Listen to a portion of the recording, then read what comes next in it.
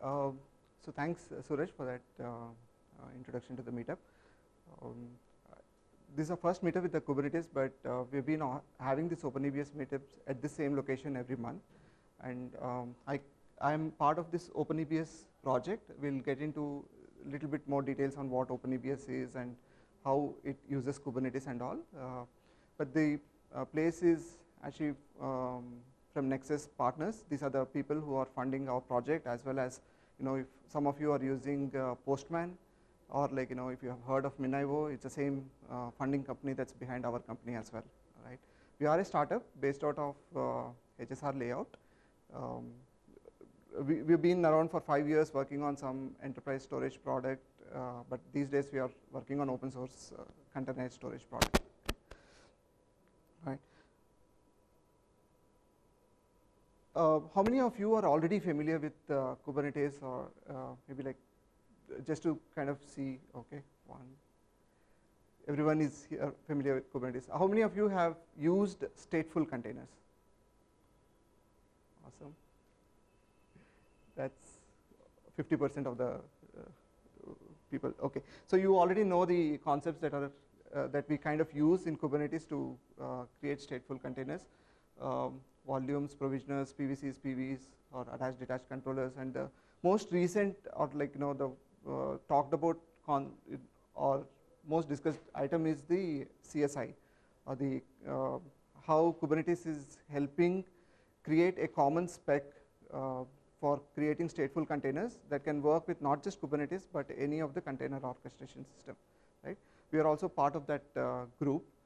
I would recommend you to kind of go check out that GitHub link, put your comments if you have any challenges with respect to launching stateful containers, or what do you see as some of the shortcomings in creating your stateful containers there, right?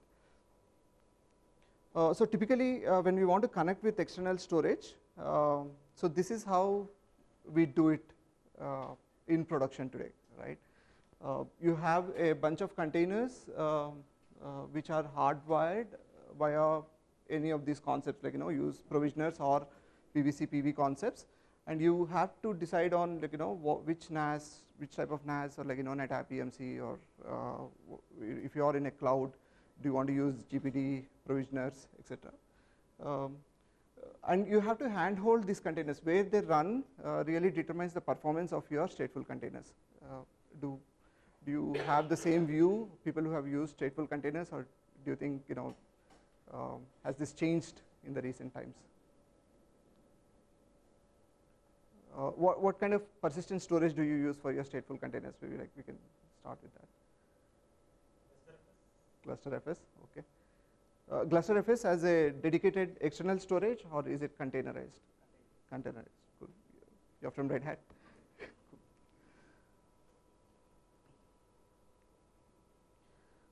All right, so there are a lot of improvements that have been happening in terms of dynamic provisioning of stateful storages, or maintaining the high availability of the storage.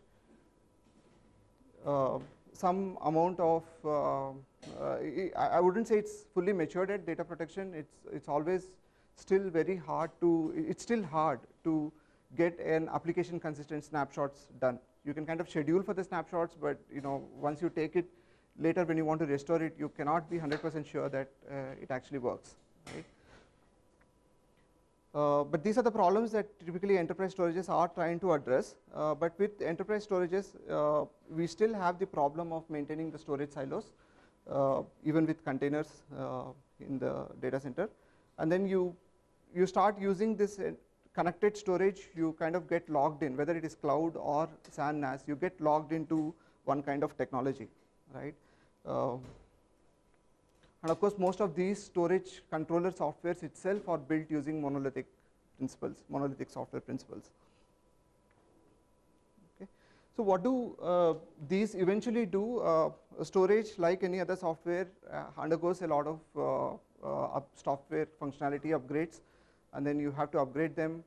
So now with Kubernetes and stateless containers, you have this concept of rolling upgrades and seamless upgrades. You don't really have to worry about when the new thing is getting picked up. You just declare it and it just happens in the background. But with storage, it's not like that, right? You have to schedule because you're using this separate system for storage. There has to be a scheduled maintenance window where you perform and all that, right? That's what I kind of intend to mention with that slow upgrades, right?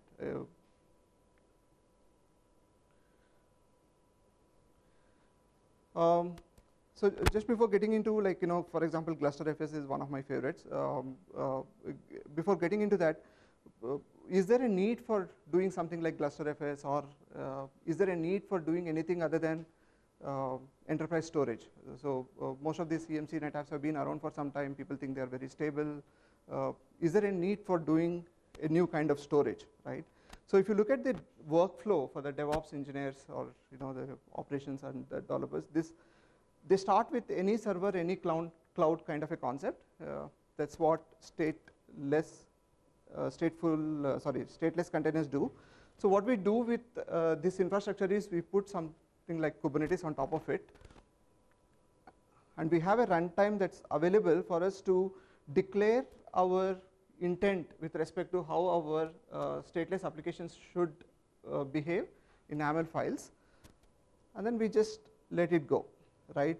We don't care how these containers are scheduled, where they are scheduled. We have built in all those things in that declarative statements, right? The policies of how many replicas should be there, how to scale up, scale down, how to upgrade, all those things come from the YAML files, right?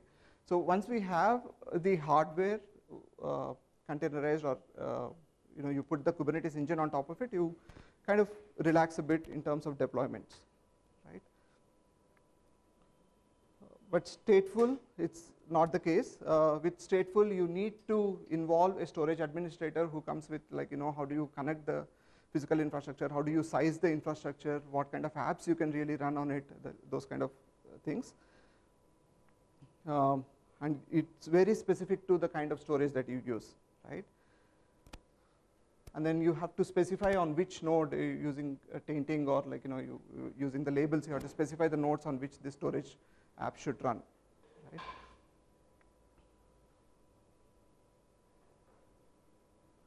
Do you agree with this statement that you're making? This is something that we have been interviewing some customers, like at Cisco, who use Kubernetes in production, or like some other enterprises. With K8s, they still think that they need care, or like special care for declaring their stateful apps. Right? Okay. So what if the world is different? What if we kind of bring in the seamlessness of stateless to stateful as well? You basically start with any server, any cloud. You put in a bunch of disks. It could be SSDs, or like it could be like local disks, or it could be cloud disks, and you put Kubernetes on that, or you can. The beauty of this is you can kind of hyperconverge if the storage works the same way as stateless containers, right? Stateful apps also, you can just declare using the intents. You actually define your policies, like I want this storage on the day one, but if the application is demanding for more storage or more IOPS, you take care of providing it. Just like how for stateless containers you say, once the load is crossed certain threshold, I have to spin up one more stateless container and put it behind the load balancer, that kind of stuff. Can you do that with storage or like stateful containers? That's the idea behind this, right? So the way we are envisioning this is, along with the stateless containers, which actually, which are also like, like say your database, like CrunchyDB is one of the most popular ones that is now getting into a stateful world with containerization, right? So you kind of, when you put it into the containers, you kind of tie it up with another pod, which you can call it as like a data container, that's going alongside with your persistent app, right? So data container contains, or like it encapsulates all the storage controller functionality. Instead of having the storage control functionality outside of your Kubernetes cluster, you get all that functionality into a container and put it alongside with your stateful app, right? So when you are moving these guys across clouds or across servers, the controller functionality along with the data is also getting moved, right? Of course, there are challenges on how do you replicate and all that. That are typically the challenges that the storage controller handles it, and you can containerize it. Okay. So we want to go from that carefully defining the stateful apps to, the user should say there is no change between deploying my stateful versus stateless apps. Okay. Any questions so far, or do you like this idea, or do you think this is rubbish? Or?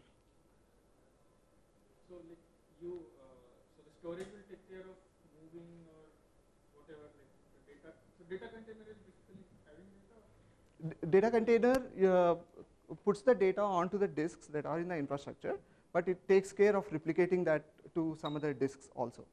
Right? This has the functionality of replicating it to some other place.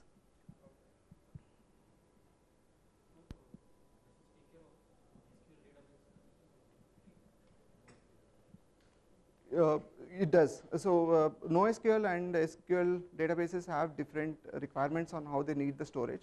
For example, some of the NoSQL databases take the clustering, the burden of the clustering to themselves, right? They don't really need the storage to be replicated. They make sure that I have my clustered nodes that can actually replicate the data. So in that case, the amount of replication strategy that you need to put into the container can come down, right? And you can delegate that functionality to the NoSQL, like let's say this Percona databases and all that, right? Or MongoDB, those kind of things can take care of replicating. But if it is MySQL, sorry, Percona and MySQL are same. So Percona, it has master server capabilities, but the master slave, the slave can be somewhere else, but the master itself needs the data to be highly available, right? In this case, if the master container is moving from one place to the other place, even temporarily, if the slave can take, once the master comes back up, it needs all the data. So in those cases, the data has to be replicated, right?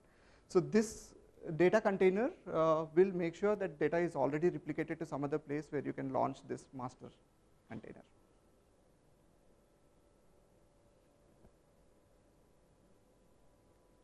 Okay.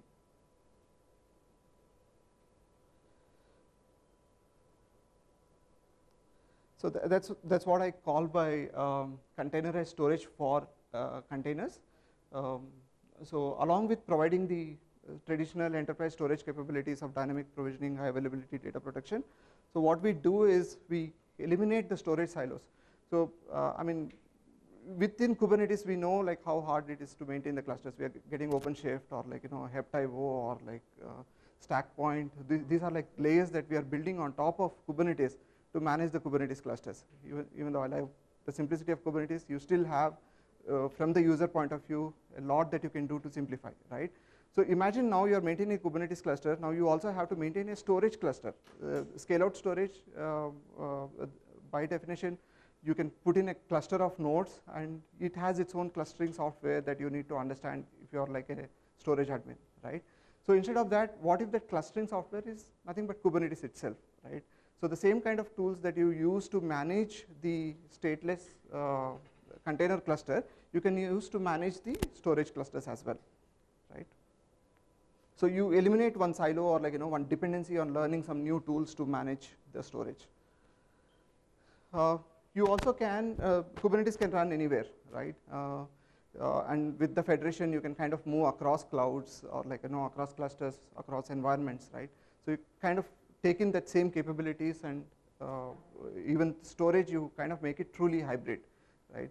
You don't have to get logged into like my data is right now in GPD, and I cannot move out to AWS or like okay, I'm running on AWS in this one, but this is costing me too much. Can I move back to a private cloud or vice versa, right? So those kind of things needs careful planning today, but once you use Kubernetes and this containerized storage technology that can actually read the data from any type of persistent disk, you can actually move them seamlessly, just like your stateless containers.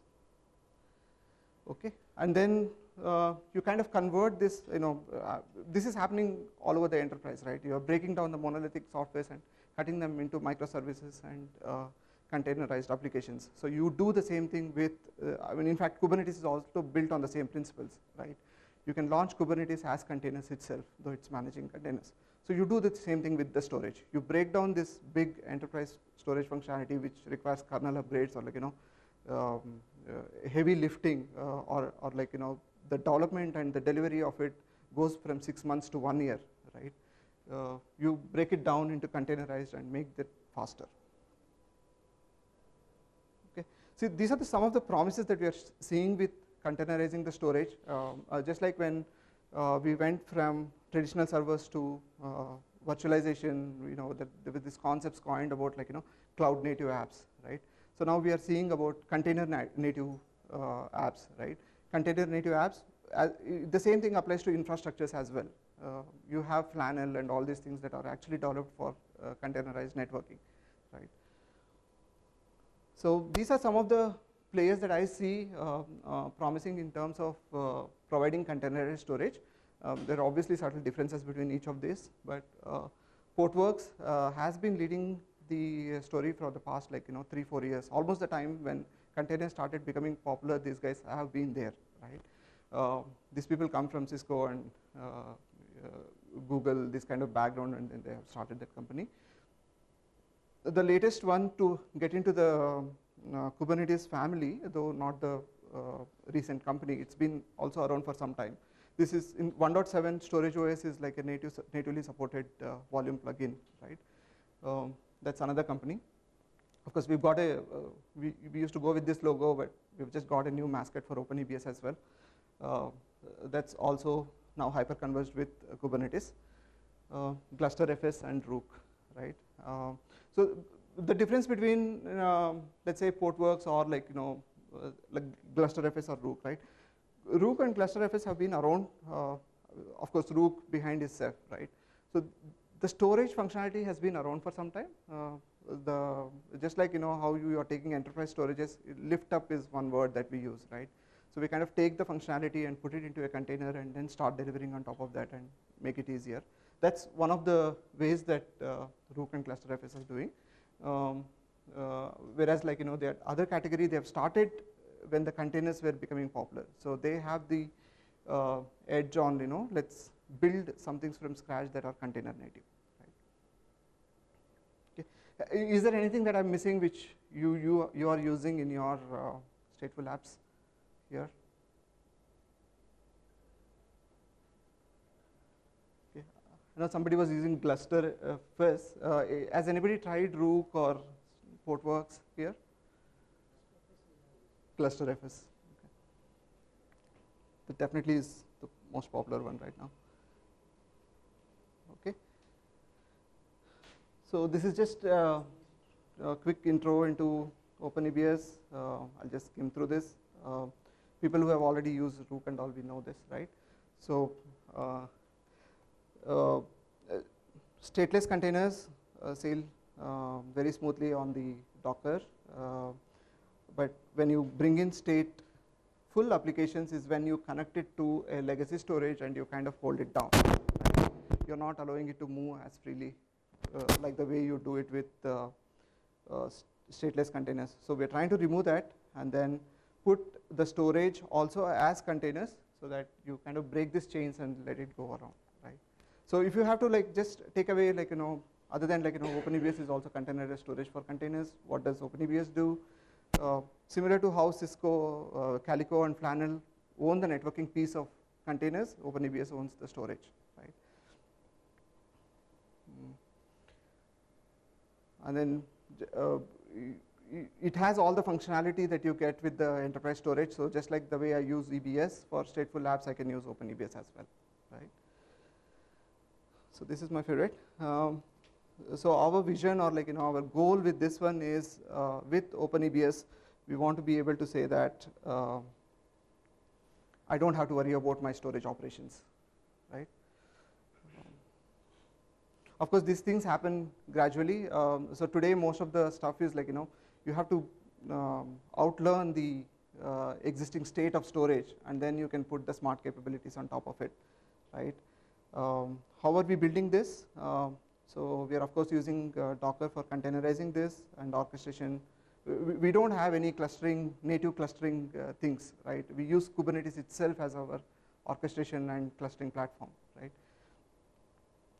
So Kubernetes provides a lot of functionality, but the intelligence that is required for storage orchestration, that's the pieces that we build, what we call as Maya, OpenEBS Maya. That's the one that is kind of encapsulating it. The next slide goes into a little more details into that one. And then that data container that you see, that's the core storage functionality that will have, other than like the CPU or like with C groups, you can kind of do those things like limiting the amount of resources that you can assign to the container. But some of the containers, even with those resources, can cause noisy neighbor effects, right? This we have seen with our previous storage experience as well, where you need actual insight into the storage operations. There could be blot up of writes that eventually cause or hog the entire disk space. For example, if you're like doing hyperconverged, one disk, especially in a shared environment, right? One guy can hog all the disk IO ops, and your stateful containers also can come down, right? Those kind of intelligence is what we are putting into this data containers. Okay. So this is just an enumeration of some of the things that we are doing with OpenEBS. My favorite thing, or like the thing that resonates well with the users, is the smart space management, right? So one of the most common problems with the persistent storage is people have overcome it in one way. I'll come to that later. Is when you are designing your databases or something, you sit with the admin and say like, I need so much capacity, so much IO ops, and I usually over provision it. And the nature of the things are such that within like 3 months you are going to run out of that, especially if you are like growing business, right? And then you kind of look for this has been all done, so the operator or like the administrators have over provisioned and kept it, and they've forgotten about this, right? And then eventually there's going to be a call that comes from the application developers that my application is performing low, and typically when you go down, it looks like you have used 90% of the space that was allocated to this, and once you reach the 90% utilization, there are a lot of other cleaning activities that the storage controller puts on the volumes in terms of optimizing that one. It slows down or it increases the latency of the IO operations, and it brings the thing down, right? So how do we monitor the usage of that and then set some policies like, if it is, let me increase more IOPS or more space, and then generate the alert so that while I'm able to hold the application, the things are all given to or like the enough indicators are given to the administrators to kind of combat this problem, right? Most of the data science, we are one of the new approaches that we are taking to solving the storage problems is also like, let's not build a very generic storage solution. Let's actually build it specific to certain domains, certain applications. So we are working with some of the startups in this space, for example, in the data scientist group, right? So let's just understand what are your storage problems today, right? So they also resonated well with that one. They tend to run these jobs for storage, where you start a job, it may take like 2-3 days to complete. It's actually transforming the data that they have retrieved. It can go up to a few terabytes, and then most often the job fails because it has run out, disk has run out of space, right? And then they will end up having to restart the entire job. The 2-3 days of work is lost, right? So how do we kind of protect them from them, right? That's kind of some of the smart capabilities that we are trying to build into this. All right. So we have a blog that kind of goes into a little bit more details about each of this, so I'll probably skip. And then, so I'm really excited today, other than like excited about containerized storage for containers. We also have a working demo that you can use today. And I'll just show you how to launch a notebook application. How many are you familiar with Jupyter Notebooks? Last time there was a huge raise of hand. Okay, cool. Let me just take this stage here.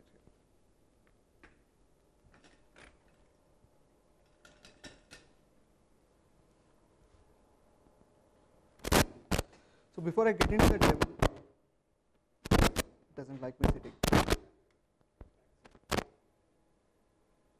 I'll just walk through like a quick animation and then I'll get into the actual demo. So we start with a Kubernetes cluster. It could be either in you build yourself, or like it could be in the cloud, or your favorite. You can use OpenShift also to build that one, that's fine. So as a storage admin, now with RBAC and all those things put in place, you need to create some service accounts that give access to use the clustering capabilities of Kubernetes, right? So as an admin, I'm just going to run OpenEBS operator that's going to set up my Maya services on the Kubernetes cluster, right? There are some additional configuration options that are available or will be coming in the future.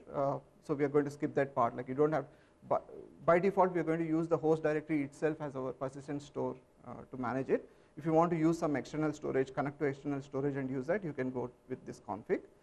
And the other thing is to define certain storage classes that are application specific, right? This is what the admin does, and then the developer's job becomes much simpler once they do that. You basically pick up like whichever storage class is suitable for your app, you configure that in your YAML file, and then launch that one, right?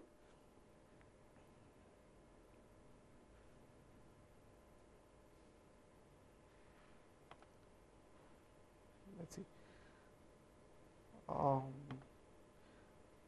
So if you are planning to set up the Kubernetes with Vagrant, we have in our repository some Vagrant files that we keep it up to date with the latest Kubernetes releases. So for example, if you go to OpenEBS K8s under Vagrant, you have multiple versions which you can use to spawn up the latest Kubernetes cluster, right? So here I am using the 1.6 still.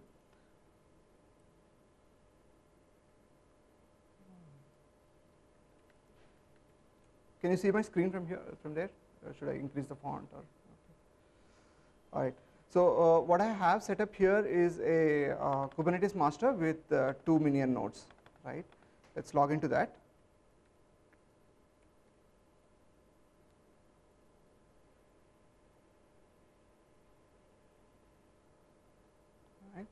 So it's a pretty new cluster, or like fresh cluster. I created it last night, but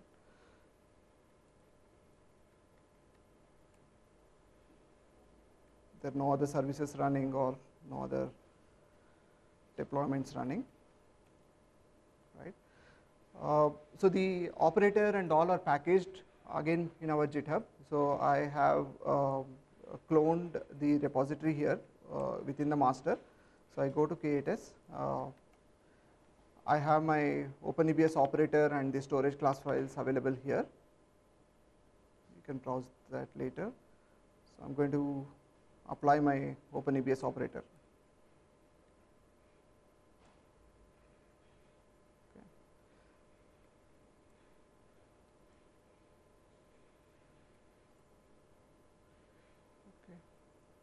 So in the interest of time, the only thing that I had done was to have the images downloaded fast. I know like sometimes downloading those images may take time.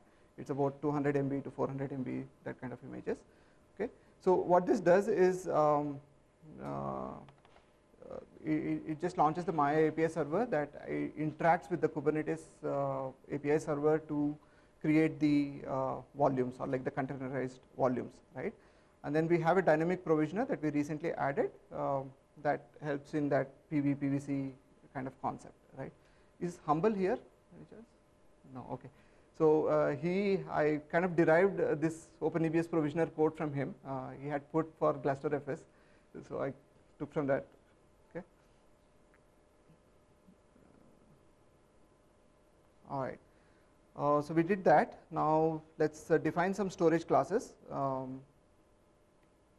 Right now, since it's a local one, there are no storage classes available.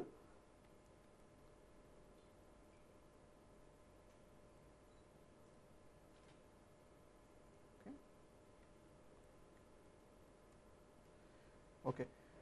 So like I said, we also have a generic one, but we want to define classes that are specific to kind of applications, or like the stateful applications that you run, so that you can specify certain policies along with that, right?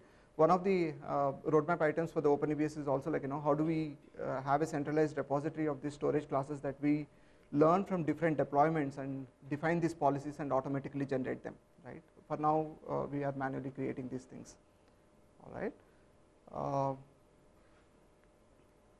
Okay, so that kind of finishes your admin related functionality of enabling the OpenEBS. OpenEBS is enabled on Kubernetes now, right? So now if I look at my Jupyter YAML file, we are also kind of customizing the functionality around Jupyter. For example, Jupyter itself has different persistent needs, right? So one is the actual data itself, right? But the notebook itself, when you're launching within a container, how do we make sure that the data gets committed back into the GitHub with all the modifications that you're doing? If you're running within the containers, you don't know where they are. If they are in some volumes, again you get tied up to, like, knowing the location of where that volume is, wherever you have modified the notebook data, and how to commit it, right? So we're also putting some efforts in customizing these Jupyter notebooks to say, like, you can have some buttons that are available for you that can go and auto commit into one of the GitHub branches. It basically takes like the GitHub URL. In this example, I'm just showing the checking out of that GitHub location of the Jupyter notebook. But if you give the username, token, and all that, it can also do auto commit kind of functionality, right? Other than that, for your data operations or like data manipulations, you can mount a data volume that comes from a persistent volume claim, which is again associated with OpenEBS Jupyter storage class. Okay. Now let's try to launch this one.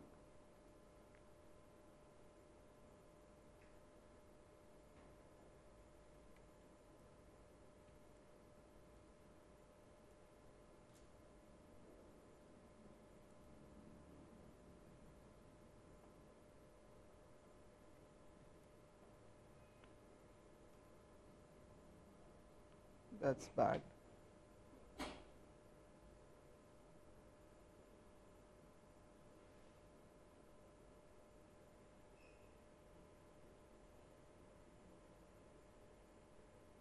Okay, let's not get into debugging that one now. But anyway, the one that I wanted to show here.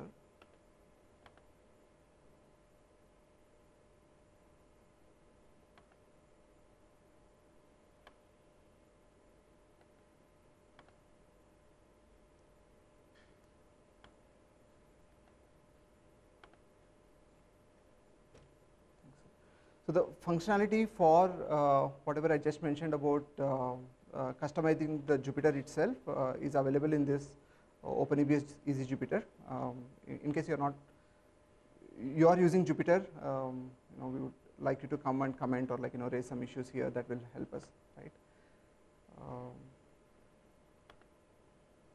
I don't have a backup setup, so I'll probably not get into the debugging for this one. We can go on to the next speaker. If this works, I'll probably show you later. Okay.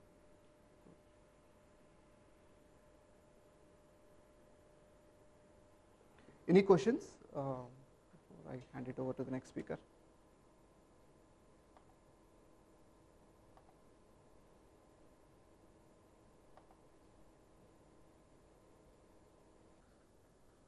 Is it clear to everybody on the back? Fantastic. Okay. Good morning, everyone. So I'm Kamesh. I'm a director of developer experience at Red Hat.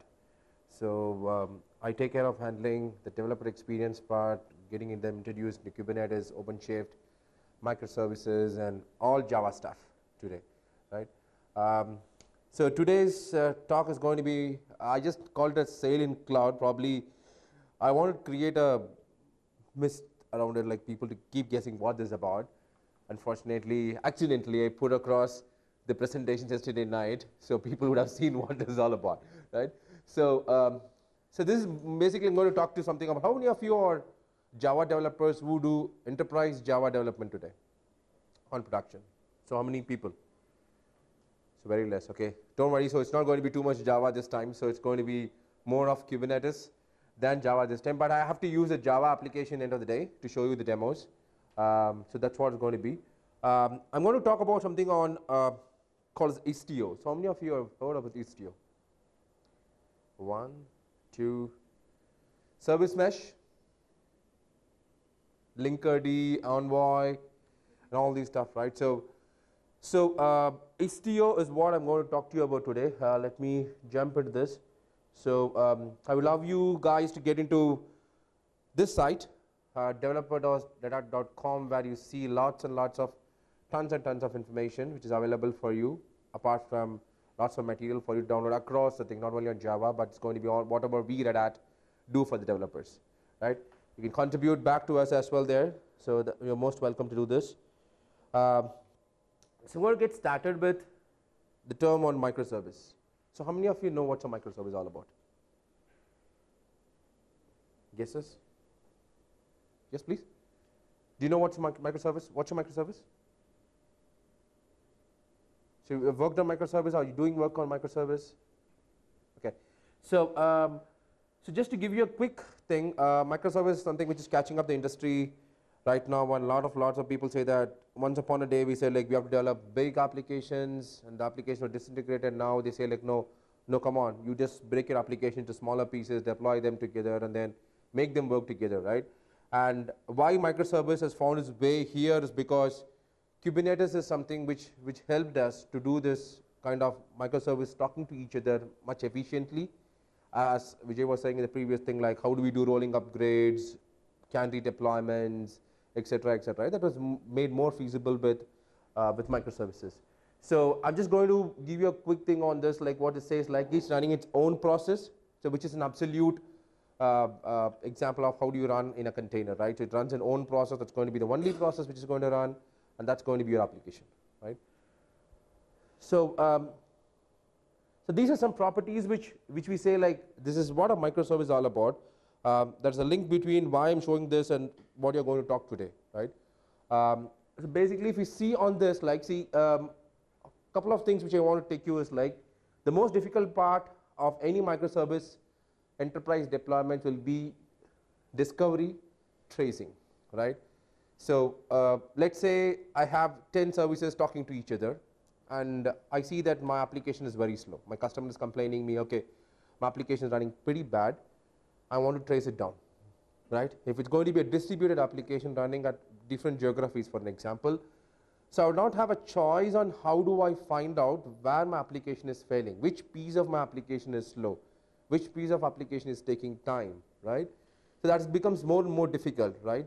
So when your application keeps growing, and that's going to be a big pain for you. And then again, discovery. So how do I discover those services, right? So that is going to be an again thing. So and sometimes what we say is called as circuit breakers. How many of you are aware of circuit breakers? Right? Fantastic. So I think there are a few people who know that, right? So usually what happens like when my application keeps running and then I keep hitting them and then I crash my servers, right? Because so instead of me doing that, what I could smartly do is like when my application reaches a particular threshold, like a number of requests, then if it's going to be taking too much of time to do something, then I have to stop my application from doing that, right? That's what something which you have to do. So which is something which we want to introduce there as well. And tracing, monitoring, and discovery. These three are the main important things which you're going to see, and I'm going to show you quick little demos which is going to show like how Istio helps you to do this, right? Why Istio is what we are going to see now. So how many of you know what's the meaning of Istio? Anybody aware?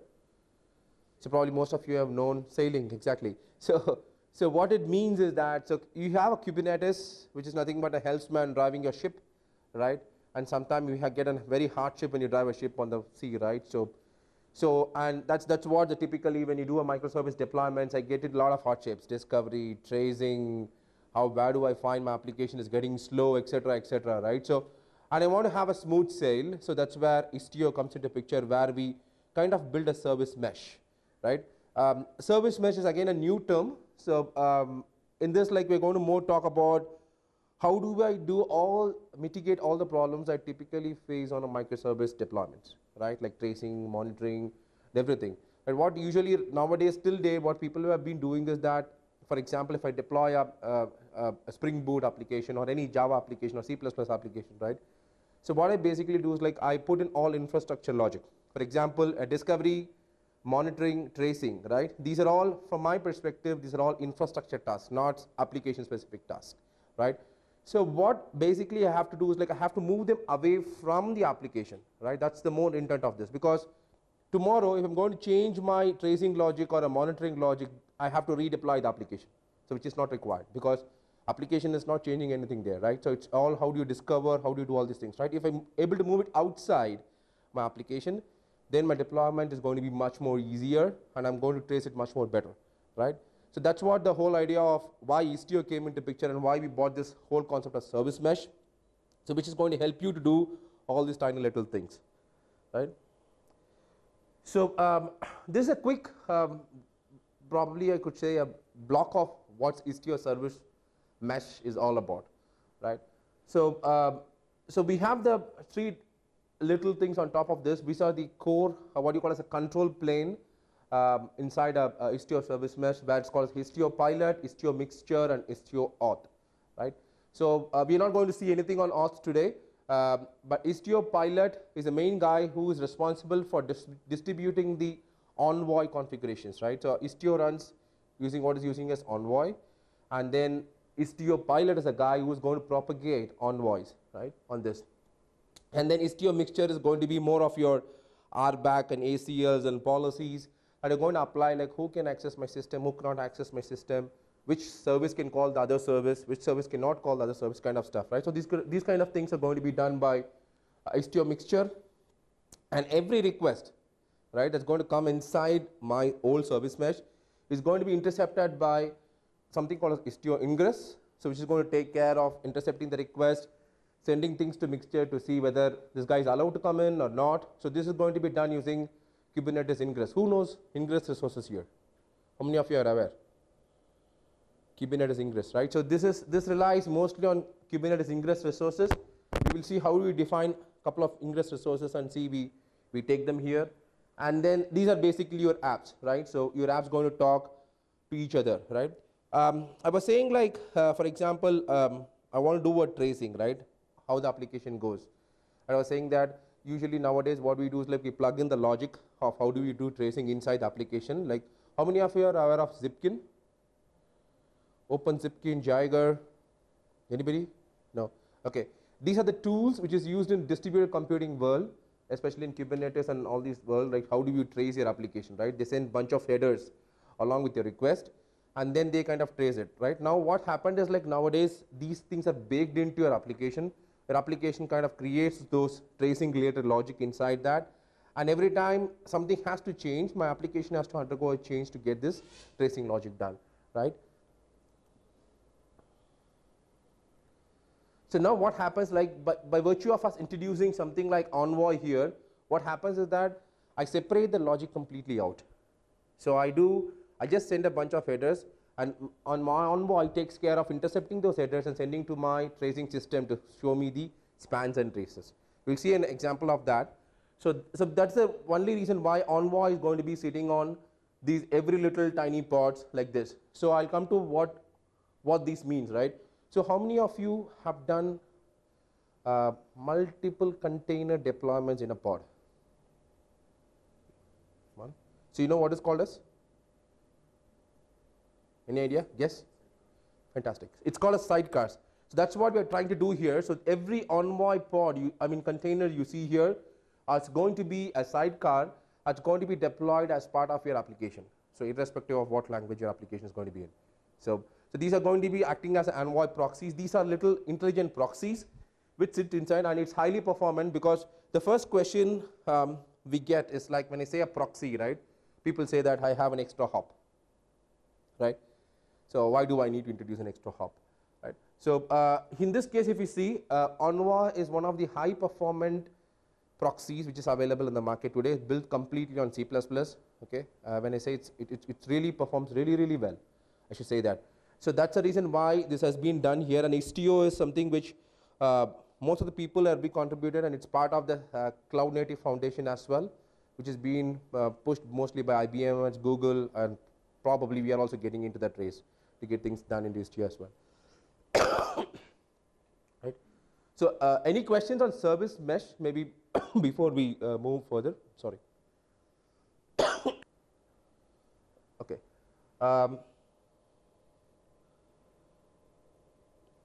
So these are something which we talked about, the HTO components. Basically, we have, as I told you, right, we have a control plane which has pilot, mixture, and authentication, and a data plane, right? So what you're going to see today is like we'll not be seeing Istio mixture and Istio auth today. We'll be mostly seeing on Istio pilot, touching upon few important things and tiny little demos which talks to you about how do you introduce tracing, how do I do canary deployments, and how do I do circuit breaking, right? If time possible, I'll get into circuit breaking, but canary and tracing are two important things which you're going to see today as part of the demo, apart from setting up the system and all these stuff, right? So, so that's going to be predominantly covered by your Istio pilot, to which case of it's just the traffic management and all these stuff where we define basic routing rules. So which is going to be defined in your Istio configuration, and you have there's a little binary which Istio gives you, which helps you to apply these files. Okay, these are not something new to us because the structure and everything of those YAML files are pretty much same as your Kubernetes YAML files, except that Istio has defined its own classes, so which we'll be using inside this. Right? And the data plane is basically what the sidecars which we talked about are going to be deployed along with your applications. And even Istio gives you a utility which can inject these sidecars into your existing YAML files, right? So we will see both of them as well during the demo. Okay, sidecars, right? So sidecars are nothing but extra containers that run as part of your same along with a customized pod. And why they are and what they are is this is what they are, right? Two or more containers deployed, sharing the same life cycle. What I mean by that is that they come up, go down at the same time, right? If I'm going to delete one container of a particular pod, the other container which is going to be a sidecar is also going to be deleted. So when the other container is going to come up and this container is also going to come up. But the question arises now, why do I need that, right? So we'll see a demo, but I'll show you a quick example. Let's say an example where I have running an Nginx or any HTTPD container, and I want the bunch of the static resources to be served, right? So what usually we do is like we make a Nginx or HTTP, Apache HTTP image, package all these images, files, static resources into that, make it a single container and deploy it, right? That's the usual practice we do, the most simplest way, right?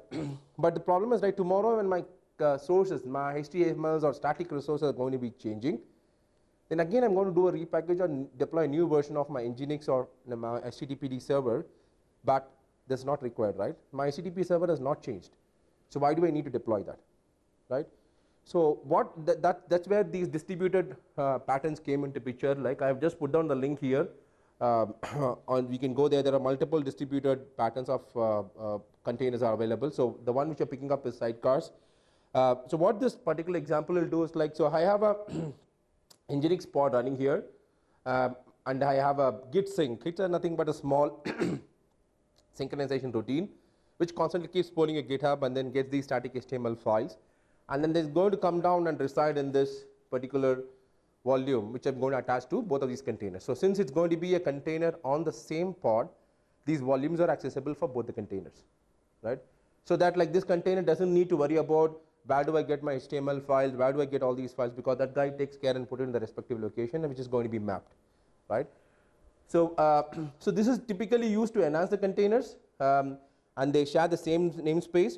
The one important thing you have to keep in mind with sidecars is that they share the same pod IP. Mean to say, like I cannot have two containers running on the same port on this pod, which is not possible, right? So usually one of the things in the last, probably the last meetup when we spoke about, we said that one of the things we use Kubernetes is because we don't worry about node conflicts, port conflicts, right? But in this case, you have to be a little bit careful that because since they are running in the same pod, they share the same IP, so I cannot have same ports for two different applications running as sidecars. That you have to take care. Okay. So let's quickly run into a quick demo. How do I deploy the sidecar? So, yeah. Yes, envoy would be a sidecar, exactly. I'll just explain how this sidecar works before I can jump into this domain. Just need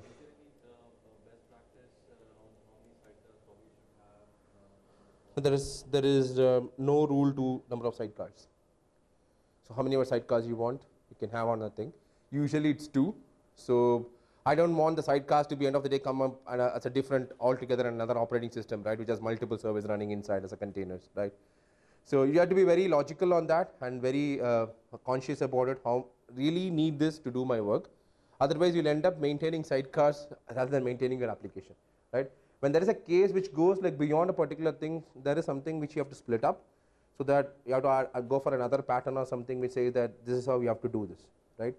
So and again, point number 2 is like in the microservice world, I don't see a use case for this because my pod is always going to have single responsibility. So I'm not going to have multiple responsibilities. So it's not going to have multiple sidecars running for me, right. So is this visible to everyone there, or do we need to change the background or something? You have to zoom it.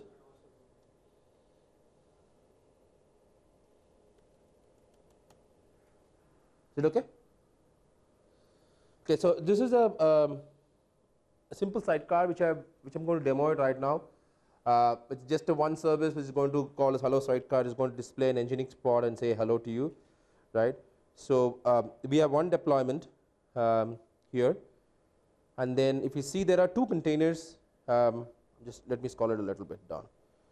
So I'm going to have 2 containers here. So one image is a Git image, so which is going to sorry, I'm hiding you. So this is going to do a Git routine. There's a Git install in it, so that I can go clone from a repository here. I just have one repository, whichever repository where you want to pull these HTMLs out from. And then what I'm going to do is like I'm just going to take this and then clone these data into my particular data called as var lib data. Please feel to put it anywhere you want. And then what I did is like I just mounted this volume path into particular thing called as web resources. Just please make note of this. So we'll come back to this again.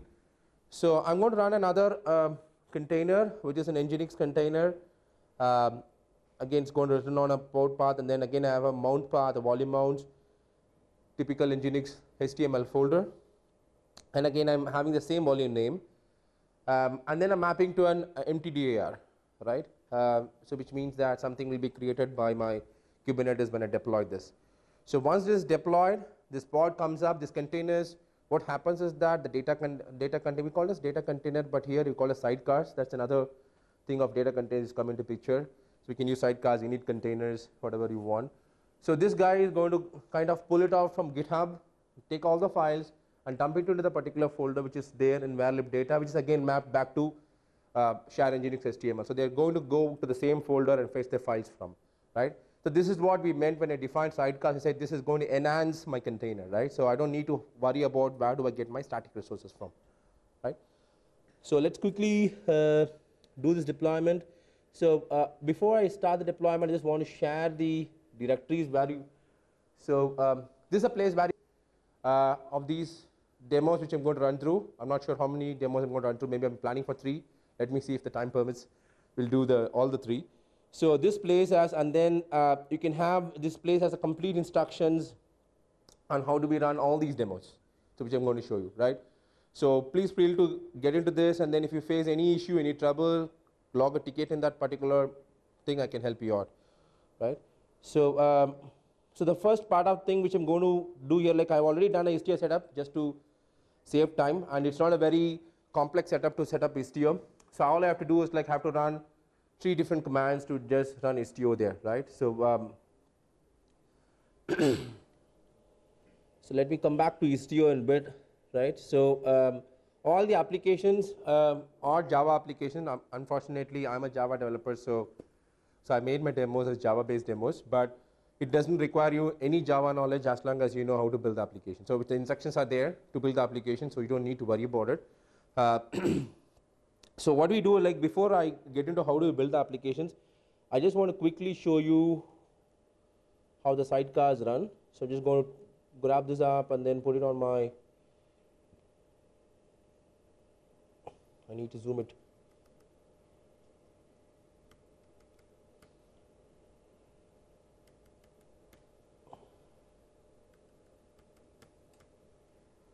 Hopefully it's visible.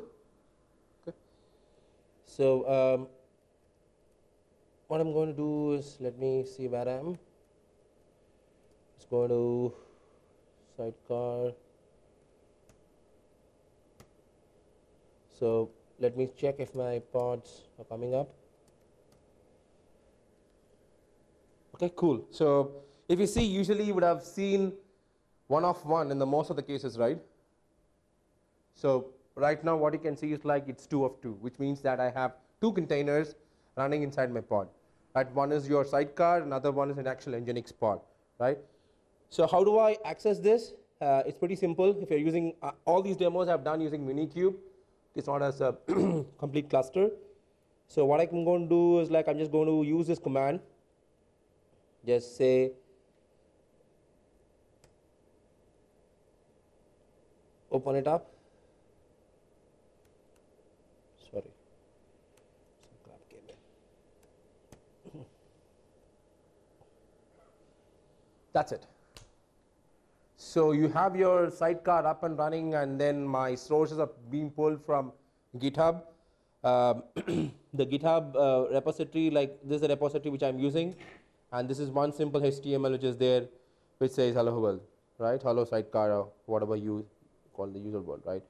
So this is what it's going to say, and this is what we exactly seen when I bought up my Sidecar, right?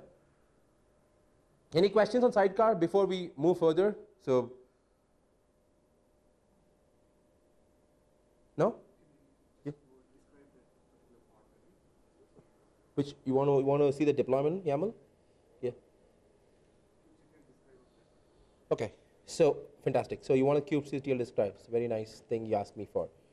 Let me close this so that I can have a bigger screen.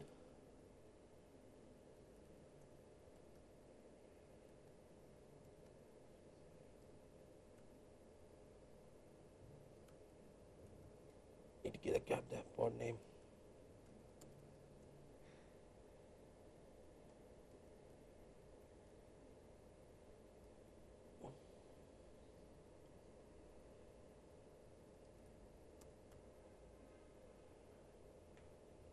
So if you see the pod, actually, so you'll have containers. The first container you could see, it's a WW container, which I call. So where you're pulling the raw data from, and then you have this tiny little thing which has a Git running inside. Okay, and I just put a watch which does for every 600 seconds. It just keeps pulling and pulling and all this stuff, right? So that it keeps running, right? And then I have mounted a volume called as var_lib data from web sources, which is a read-write volume. So obviously the other one is also getting mapped to this. The container number 2, which is going to be an HTTPD container, which runs an Nginx image. Again, if you see the mount, this is user share Nginx HTML, the default Nginx HTML folder from web sources again. So both these guys are mapped to the same web sources. That's where the trick happens, right? And then you have an empty dir volume, so which is the simplest thing I can do. You can map to any volume you want, or PV, PVZ if you want to do that, and that's what it's all about. Right? So there's another one which we'll see. Maybe when you see the Istio demos, I'll show you the init containers side of it. So which is another one, like earlier days, like we used to typically have these data containers into picture, like, so now the data containers has been moved into init containers. The quite simple reason being, right, so the init containers controls the main containers lifecycle. Meaning to say, like, unless and until I have the init containers up and running, my main container will not be running. So which controls that? But sidecars, you have to be very careful. Sidecars doesn't control the ordering, right? If you have 2 sidecars, Kubernetes does not control your ordering. Any sidecar can come up at any time, right? So you have to use an intelligence within your application to see, like, whether if you are really dependent on the other guy, to see if the other guy already come up before I can do something else, right? Okay. So getting back to our discussion.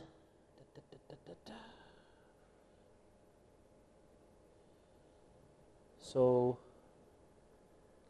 you saw what a sidecar, because sidecar is very crucial before we can see into Istio, right? That's the reason why I thought like I could just give you a quick glimpse about what sidecar is all about, right?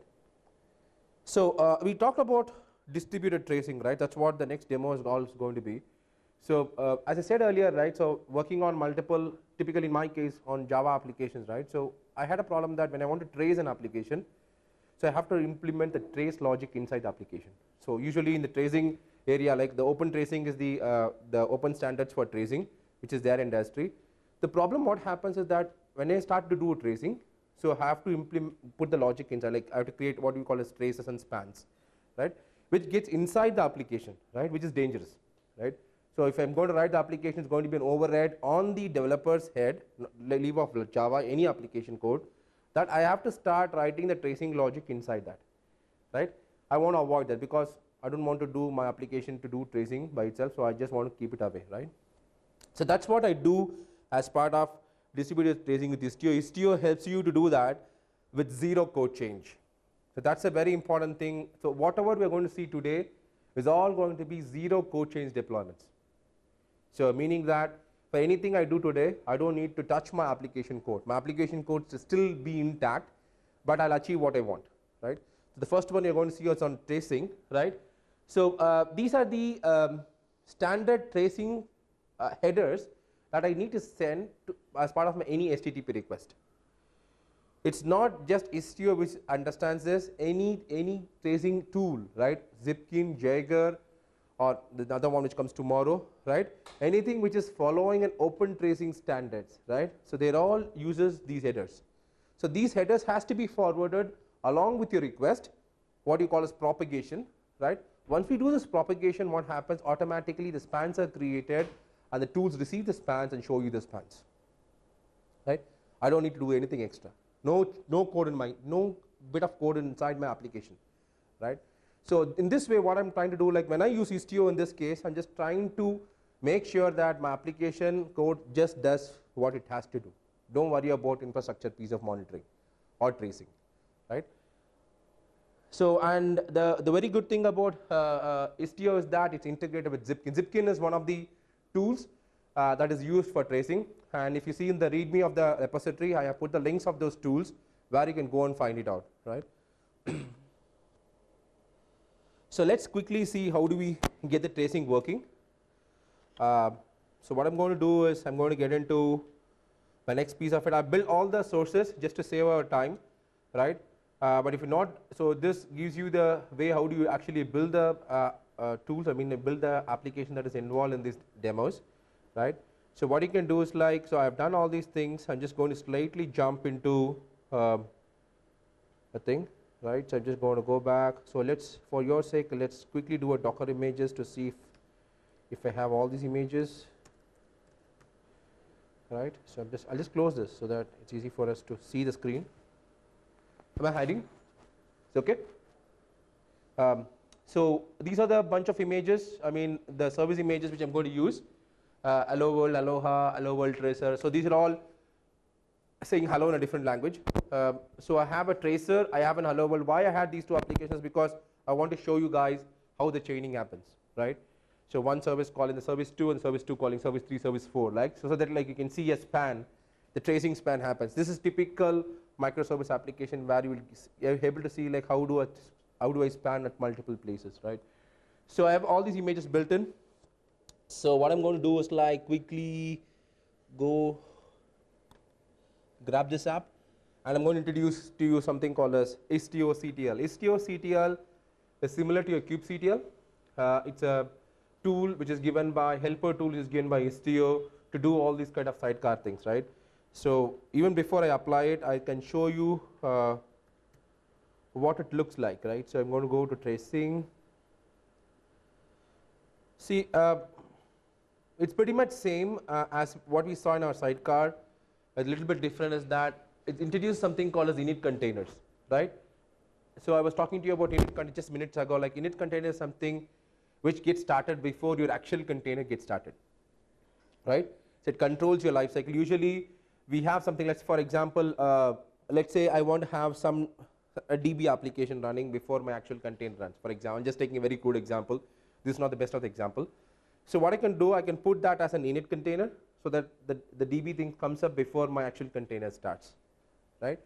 So in this case, what we do is like we have a couple of init containers which is given by Istio, which needs to be added. So this is just adds these two things to that.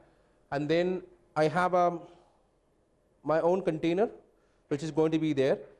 And then it adds one more sidecar, so which does a proxy injection. I told you, right, when you saw the initial diagram which we saw earlier, so we saw that every app had an Envoy proxy sidecar sitting with it, right?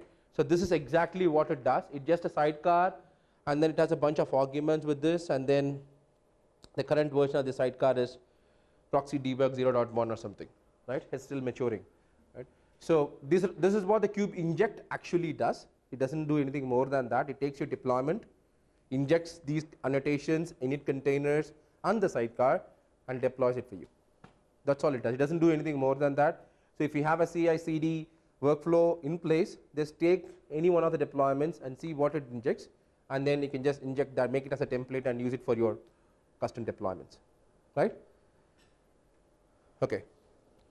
So let's quickly run this. So this is a whole set of thing I have, and finally I want to show you something here. It's an ingress. So this is an ingress resource is nothing but how do the external world talk to my services inside my Kubernetes cluster, right? For example, in this case, what I have done is like I've deployed my container, but my container doesn't have a service of its own, right? Because I've given a proxy pass-through. If you have seen the container, it's going to be a proxy pass-through through my Envoy, right? My Envoy is the guy who can talk to the external world, not that container directly. So I should have some way by which my outside world can talk to my containers directly, right? So going through Envoy. One of the ways that we do with ingress. The ingress resources, what we done here is like, if you see, I would have defined a bunch of ingress resources like tracer, hello world, namaste, hello, aloha, blah, blah, blah. And then it points to a service name and then the port, right? And this is the path within the application where I'm going to reach. That's all. So nothing more than this. Ingress is so simple, right? That's all I need to do. So what happens is that if I'm inside a GCP or GKE kind of environment, so I'll get a load balancer IP. I can use that IP, and then this path I'll be reaching my application, right? In case of Minikube, I'll show you what to do. In case of Minikube kind of development environments, I have to find the node port of a component called as on Istio ingress. I'll show you how we do that. So that will take care, and then slash that, and then it will get you to this particular path. It will get you to the application. So all these instructions are again on the README, so you can just look into this. It's not very complex, but there is what you have to understand is that ingress is a way by which my external request comes into my Kubernetes cluster, right? Cool. So what I'm going to do here is like I'm going to get font size better. Better? Okay, so what I'm going to do is I'm going to check out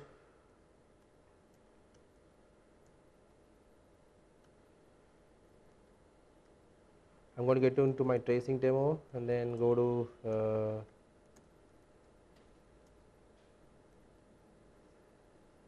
tracing.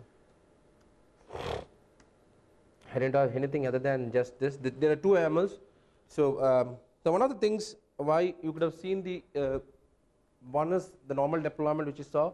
The other one is Istio generated one. Why I had this? Because Istio by default injects the pods with the images with the image pulling policy always.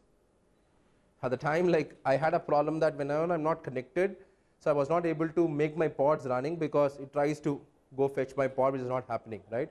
So in this case, if you're disconnected, you can use this directly. It has everything injected, and then I just went ahead and changed the image pull policy to be if not present, so that like it creates them without any hassles inside that, right? So let's do that. So I'm going to follow this thing. So let's do this with kube inject.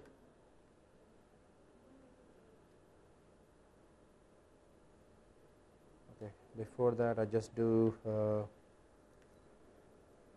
I'm using this variable so that it's easy for me to use that.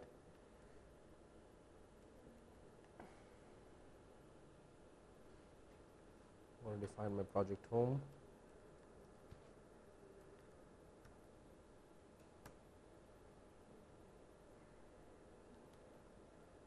And then I just do this.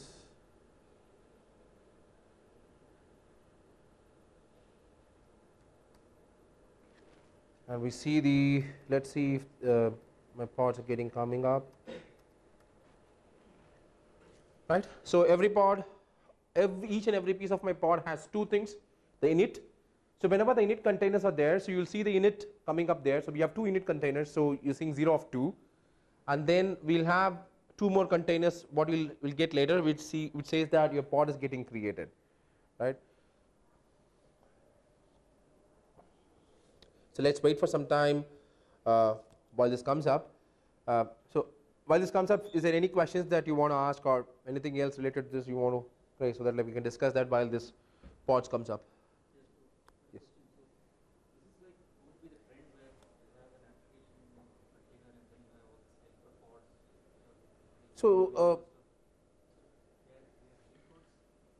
pods. So sorry, I didn't get your question. Sorry. We just deploy pods. Yeah. Deploy containers. Mm-hmm. I'm just asking, is this going to be the trend where along with your main container, you're having all these helper containers which are replacing? Okay, I could, rather than I could call it as a trend, it's one of the patterns. So it's one of the composite container patterns which is available there. I think I just had the link in my deck. So you can see that there's other than Sidecar, there's something called as ambassador containers also available.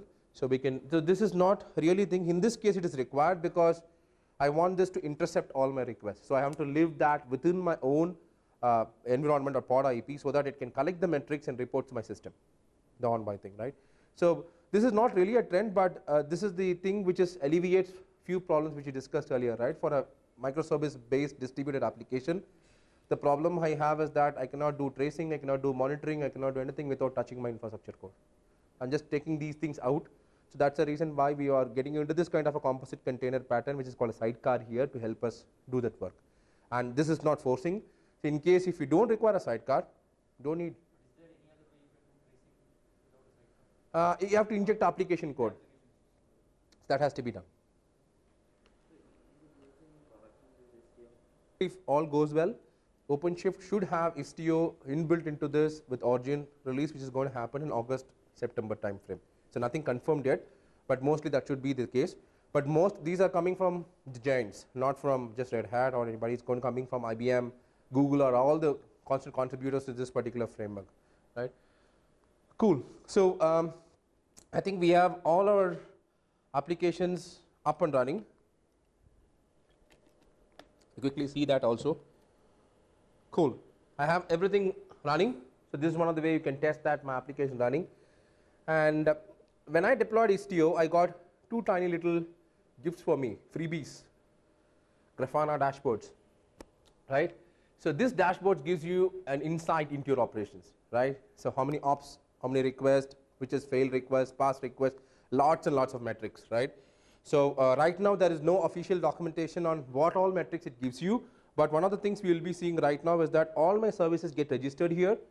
If you see my Hello World Tracer, Namaste, Aloha, Hola, all these guys are here, and you can also see, okay, it's very tiny, I'm sorry. View full screen. I'm not sure how do I blow it up. I'm just blowing it up. Right, it gives you overall global request volume, success rate, non-5x responses, and all these stuff. And one of the examples you're going to run after this, which is going to be a canary release. So I'll show you how this dashboard can be used to say how many requests are going for my version 1 of my services, how many requests are going for 1, 2 of my services. I'm going to define a route, which will have a rule, which will define a distribution. Right, once I have this distribution, I can know, and this I start the request and run a small load test of 100 requests. Then slowly I know which are the ones which are going to version 1 and version 2, etc., right? So, and then you could see much more other details about this, how much responses these come. For example, right now is all unknown is something, right? See, when you get inside my system, I'll show you this unknown is all about this again a tracing thing. If I don't attach a service to my tracing, then my tracing will deem the service to be unknown. There is no app name, right? Usually there's a label called as app name, which we add to our deployments. So that is, so when there is no app name inside that, usually it gives a unknown thing. There are a couple of bugs open with this, so which is going to be fixed in the next version of Istio. So where also you don't see that, right? So let's quickly go and access the application and see. And this is the Zipkin dashboard which I was talking to you about.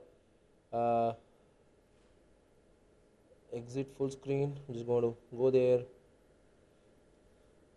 Maybe I can show you the old traces. I don't think so. I got any traces right now. No traces out here, right? There is no dependencies also. Let me fire a request, then I will get a trace. So this is where I will be showing you the span. Give me 2 minutes. I'm going to show you that.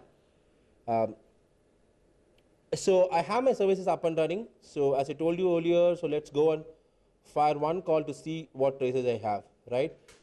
So as I was telling you, right, all these, I'll just blow this up also so that you can follow my instruction, what I'm saying here. So I said, right, all these are ingress routes. So in Minikube kind of environment, if I want to find out what should be my URL to access the application, I usually do this. I go to the curl Minikube IP, and then this is the node port, right? So if you see the node port, kubectl get svc, right? So if you see the node port of Istio ingress, so it is 31513. So this is, yeah, this is the one, right?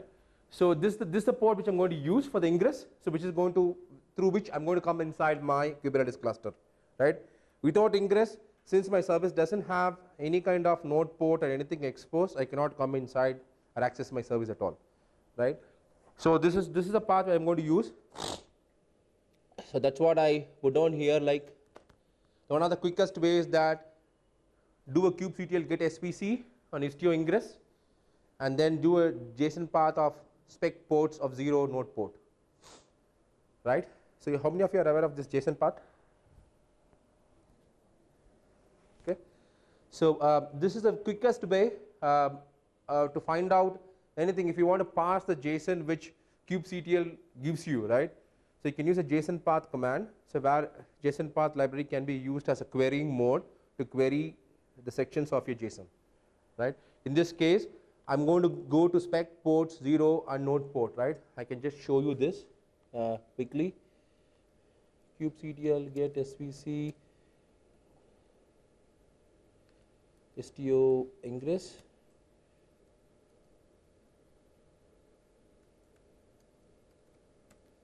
So I get this JSON, right? Typically when you do a -o JSON of your service, and then this is a port, is a JSON array, and then what I'm trying to say, go query ports of 0 node port. That's what I'm trying to say, right? Just simple. Like you just do a querying of a JSON path, so that if you want to query specific parts of a JSON, you can use JSON path to query your things, right? For example, let's do the same command what I put down there. I'm just going to say get me my node port. Got it? I got 31513.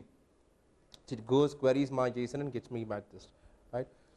So how do I access? It's very simple. Just I'm going to go. I'm just going to use the same one because this is what I'm not disturb any of my services, right? And then I say kubectl get ingress. I see my ingress is also available, so my routes are ready, right? I just go say hello tracer. That's it.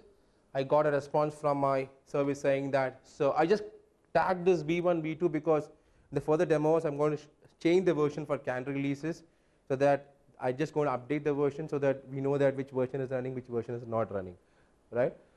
So I got this response. So what about tracing, right? So I'm going to go to the first one is the service graph stuff. So let me quickly bring up the service, Minikube service.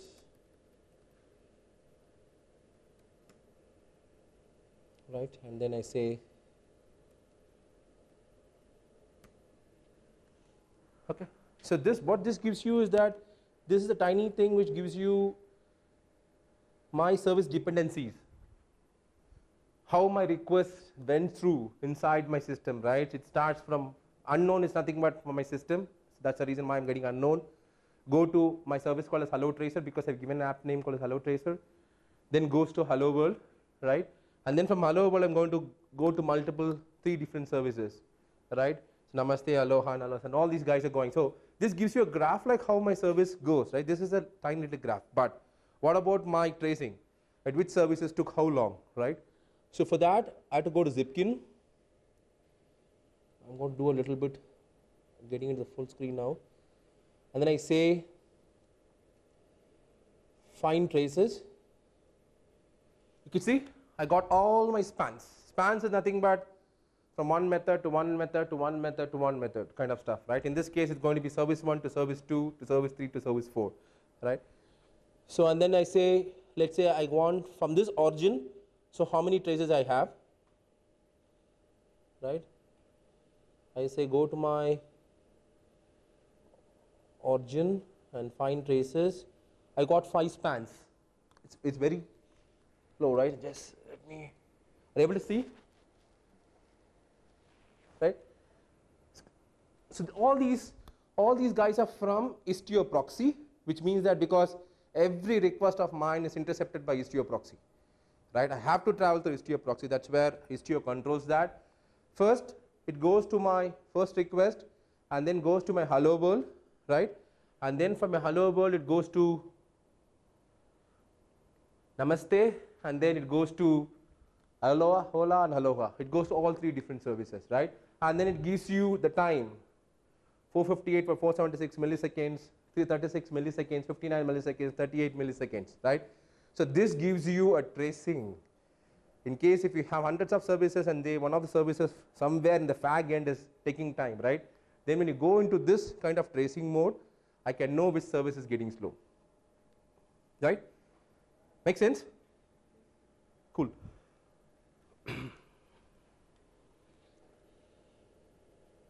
So right now, usually it gives you the dependencies, but right now, since everything is going through Istio proxy, again it uses Istio proxy. There's not going to be any dependencies here.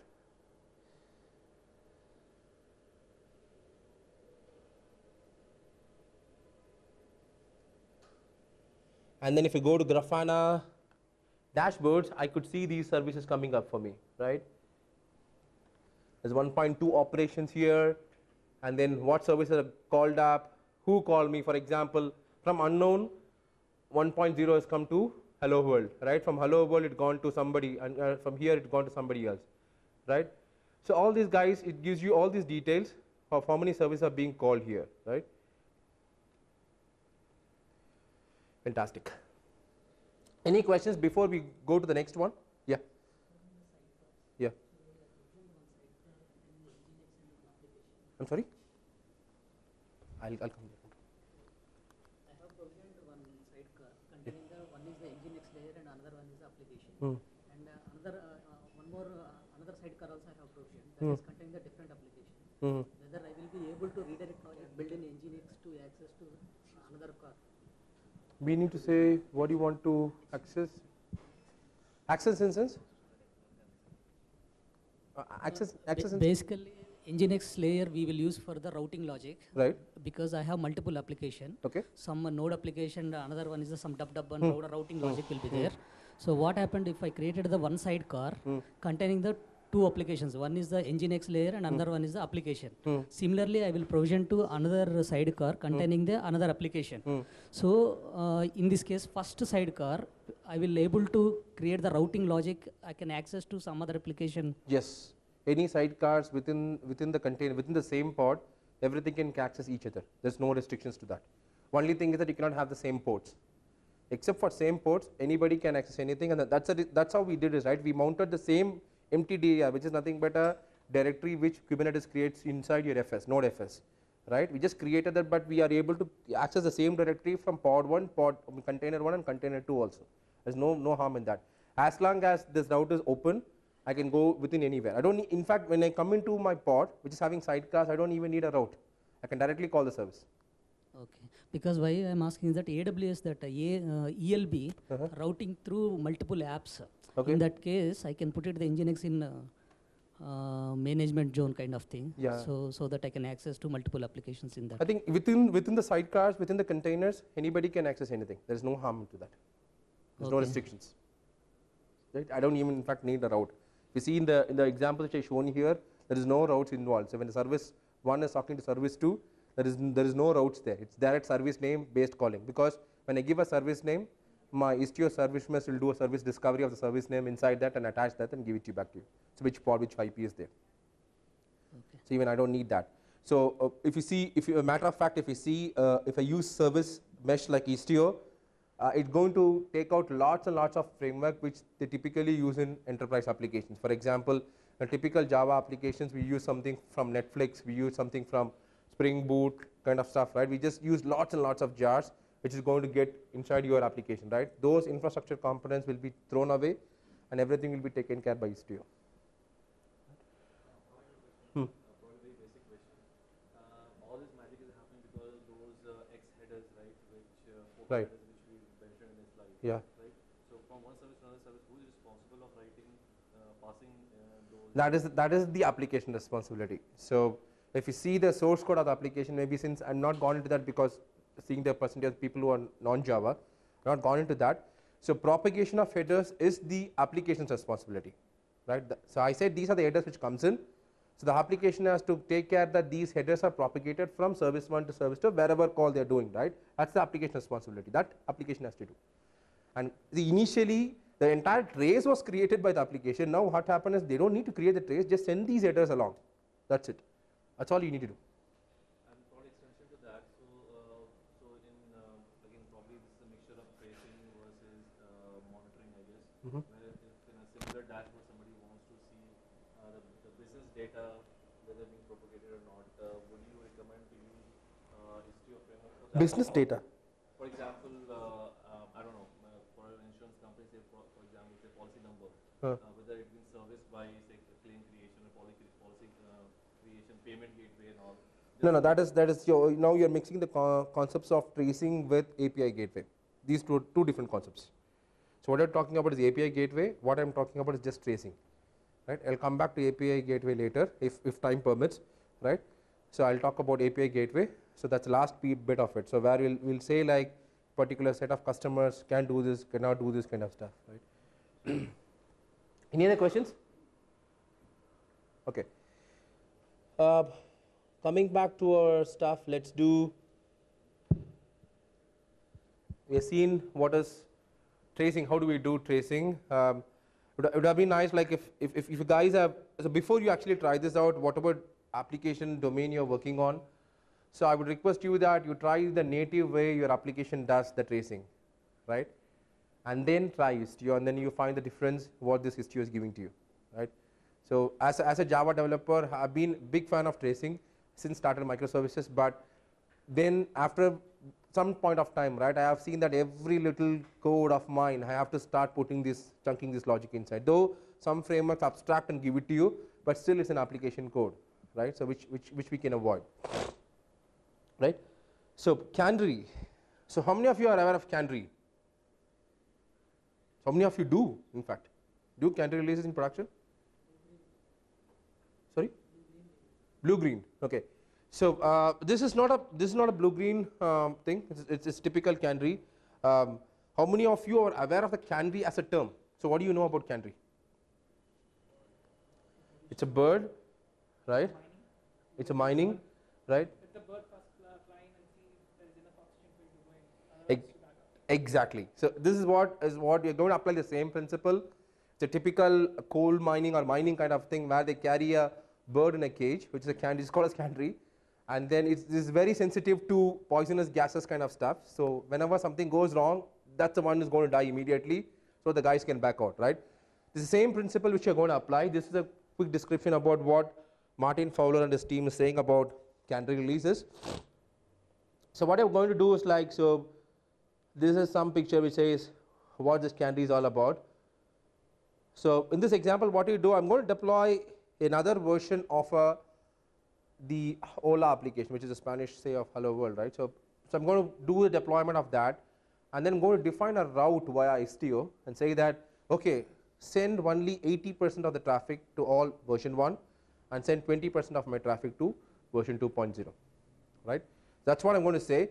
Earlier days, when introduction of Kubernetes helped us a little bit, but what we usually do is like we scale up, scale down pods and leave it to Kubernetes to kind of manage that, right? Which is okay, but it was a little bit crude because Kubernetes, how it manages the load balancing, it's not a typical round robin or typical other load balancing algorithms, right? In this case with Istio, what you're going to do is I'm going to define a distribution, okay? When somebody comes to this particular service, I'll explain those things also now, and then say go take 80% to V1 and 20% to V2, right? So this is what we do. So typically I'm just going to push in a new code version. I say 10, 20, 30, 40, 100. So when I'm seeing that my application is running perfectly well, the new versions, I'm just going to make all the traffic go to 2.0 and then make 1.0 shelved, right? So doing this in a typical non-Kubernetes environment, I can't even imagine how do we do this, right? But Kubernetes gives you that flexibility of rolling upgrades and all these stuff, and Istio adds to the power of it, saying that I can control how much percentage you want, right? So let's quickly see that demo as well. So 5 minutes? Yeah, I'm done. This is the last one I'm going to show.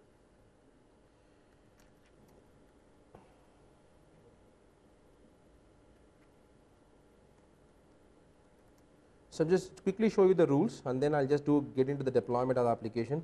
So if you see this rule, unfortunately I tried something before yesterday, but that's not working today. So if you see the second part of the rule, which is the context of Hola canary.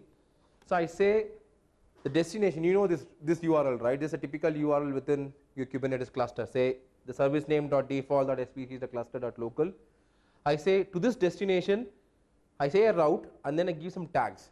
These tags are something which you tag your application deployments, right? Version 1, version 2, version 3, version 4, right? These are typical Kubernetes labels that you label your deployments, right? So I say any deployment that is having a label 1.0, route 80% of my traffic. And any deployment that is having 2.0 as my label version, route only 20% of my traffic. Okay, this is what I'm going to say. So this rule is going to be intercepted again by your Envoy proxies, and that will take care of doing this work, right? So before taking much time, I'll just do.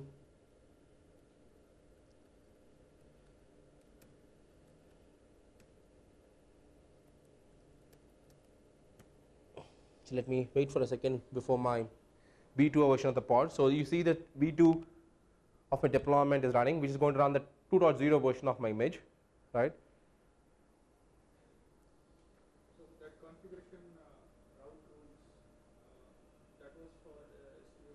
That's for Istio. I'm going to show you how I create that. Now I have my pod running, V2 of my pod. Okay. What I'm going to do next is that let me.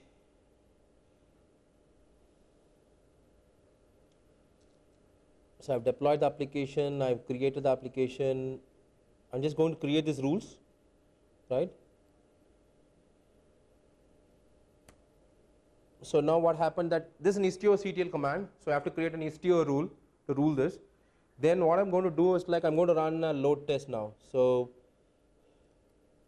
I already have a program which runs this, so I'm just going to run a. This is not very important in this context. If still, I'll just blow it up.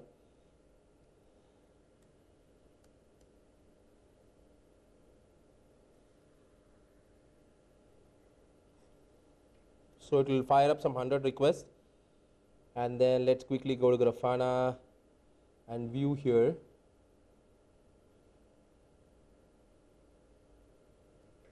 There you go. You see this graph? So the yellow one is 2.0 and the green one is 1.0, and you see out of this 100 requests, like it's kind of distributed 80-20, right? So now if you see 80% approximately 8, right, of requests goes to this, and number of ops which goes to this is 2.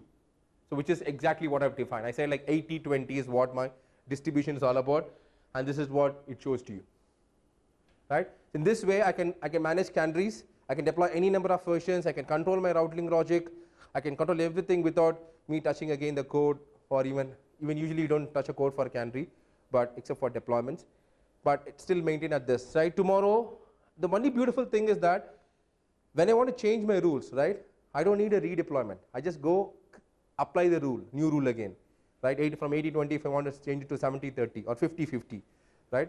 I just want to do this. And the second most important beautiful aspect is that it takes using the Kubernetes labels. So I'm not doing anything fancy right here, still again going under the hood and using what Kubernetes gives us, right? Okay? You love this candy or this candy is boring? I see a very sad face. I mean, I think I'm kind of talked a lot, I guess. Right? Yeah. So if you have a third-party external API management system kind of engineering, Yeah. so in STO framework, where you integrate with that? Okay. See, for these API management, unfortunately, I'm running out of time. So I had another demo where it's been third part of this, where I call about circuit breakers. So where I say that, so okay, even in this itself, I can show you. The same rule which I have written right now, unfortunately, that is not working because there's a bug in existing 0.1.6 of STO which is getting fixed. Okay. So if you see this, the first part of the rule, right, there is again a rule which says that if I have a particular HTTP header on my request, I say that divert all these traffic to this is typically what your API gateway does, right? Maybe a little bit more than this, but I say that if this is a premium customer, I want him to send it to a particular version of my application, right?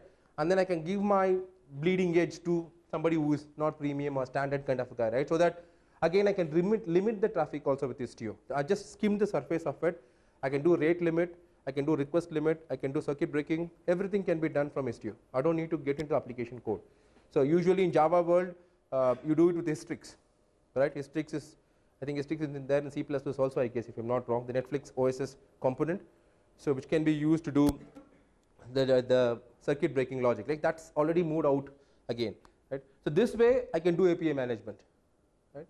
I'm not sure it gives you 100% of all the complex API management features, but at least it can control, like for all these headers, divert to this traffic.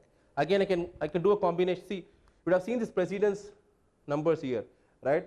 Same service, I can define multiple rules, and then the highest precedence will be the first one in the thing lineup. It will apply first that, and then come to next, come to next, come to next kind of stuff, right? So you can do that also. Okay. So I got no minutes. Fantastic, no problem. So, so I don't have much left. I have one last piece of this. Maybe you can try it off your own. It's not a very complex one. The instructions are there on my README in my repository. So it just does the circuit breaking. So I would restrict a particular thing. If we can get 5 minutes, I can do that. Okay. Okay. No problem. don't further. But I'm just kidding, right? So. Instructions in my repo has this thing how to do circuit breaking. So just a very simple example where a particular version of the service doesn't allow you to get more than 5 requests. If you're doing more than 5 requests, you're going to get any given point after only 5 requests is processed, all will be rejected with 404s, right? So just try it out of your own. If you're stuck up, just post me a question on my repository, so I'm happy to answer that. Okay, cool. So and that's all I have for today. Is there any questions I can take before I can sign off? Nothing? Yeah. Thanks so much for your patience.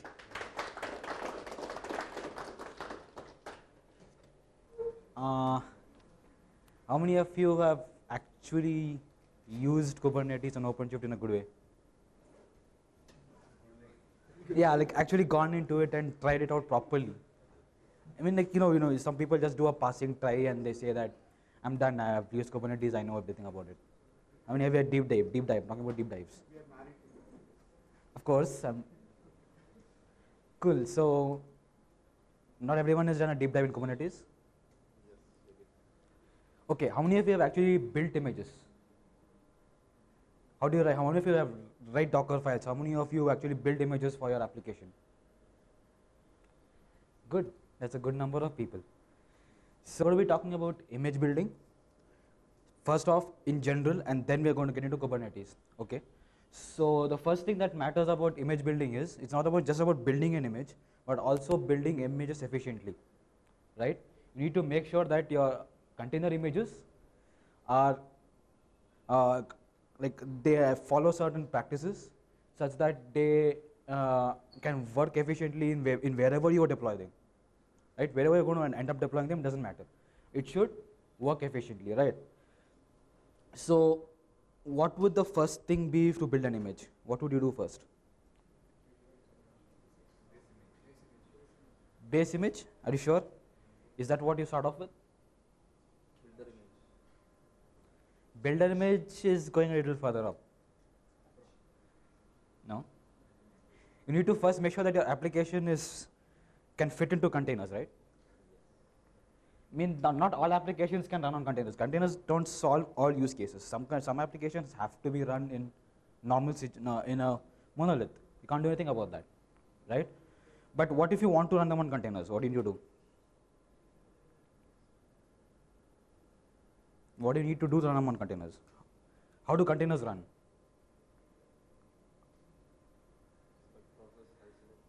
It's isolating a process, right? So when you isolate a process, you need to build a container, and what you put in the container matters then, right? Because you cannot, if you look at most of the standard containers out there, right? They contain a lot of stuff. Does your application need all of that stuff? Right? It doesn't always need that stuff. So what's the point of using those images then? Right?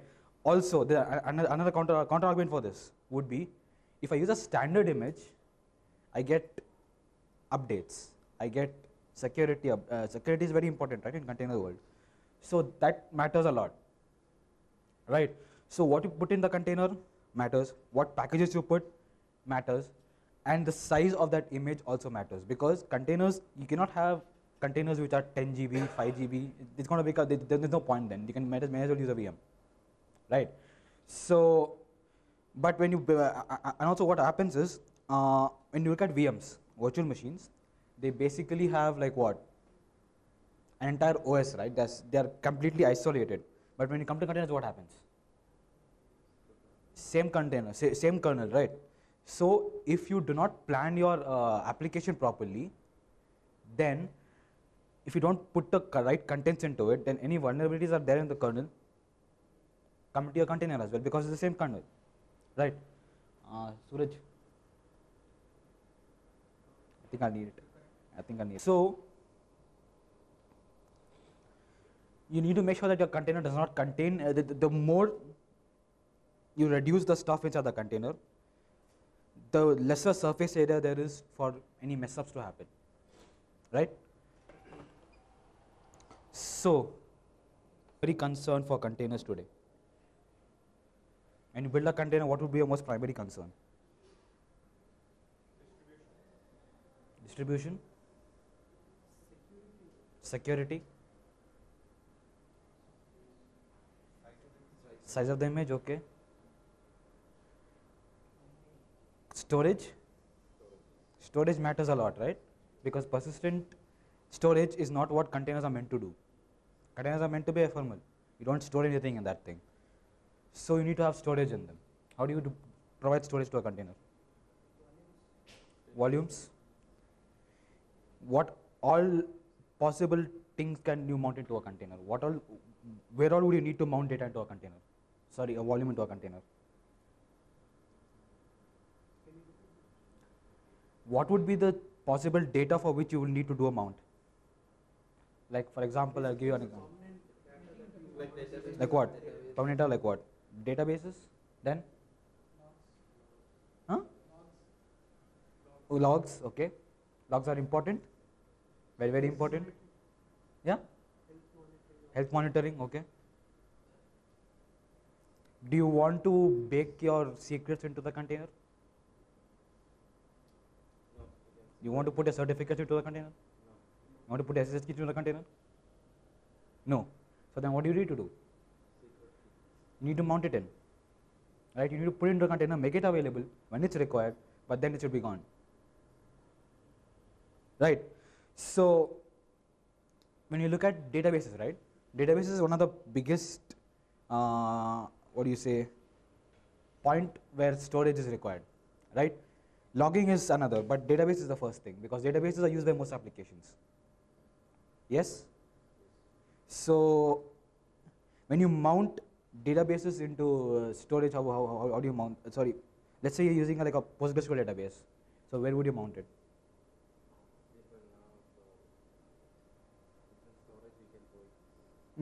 So how does typical mounting happen? Where does storage come from?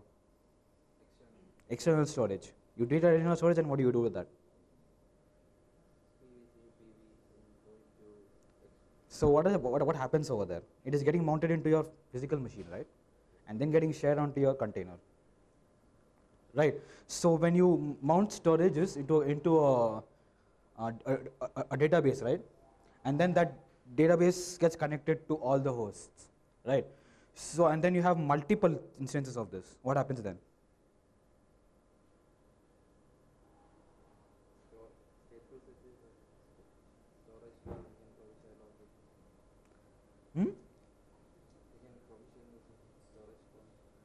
Storage classes, okay.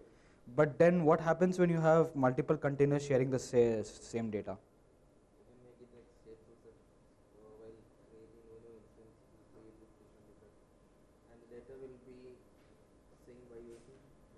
The data needs to be synced, right?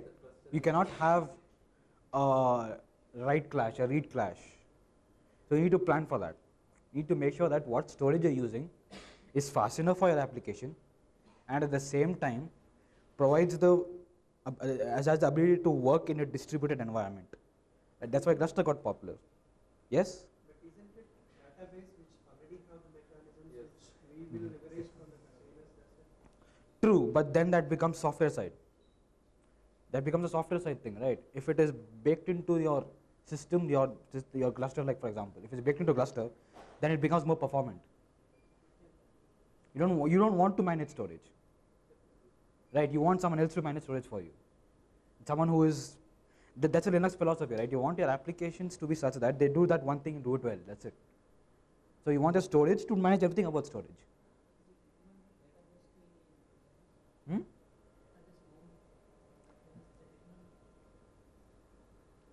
Database mount?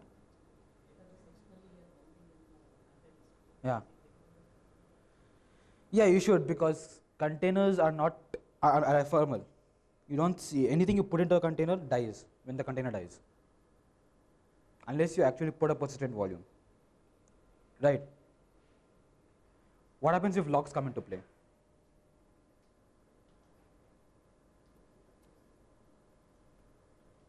Logging is important. You need to log every single operation that a container does.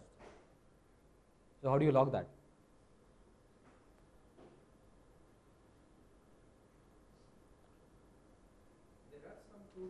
There are some tools available, but then those tools collect the logs, but the log has to come out, right, first? You need to even mount the log of the container. Okay. So how do you do, like, when you mount a log into the container, right, logs can get pretty big. How do you manage that? So like after deploying it, they can mount fluently, right? Fluently, okay. They'll extract all these logs and things. Yeah. And one second. One second. Logs, right? We're talking about logs. So do you just want to dump logs as they are into files, or do you want to dump them on the container's console? That matters, right? If you dump them into files, then you can persist them. True. Or you can what? Dump them into console and have Fluently do it for you. Right? So which is a better approach?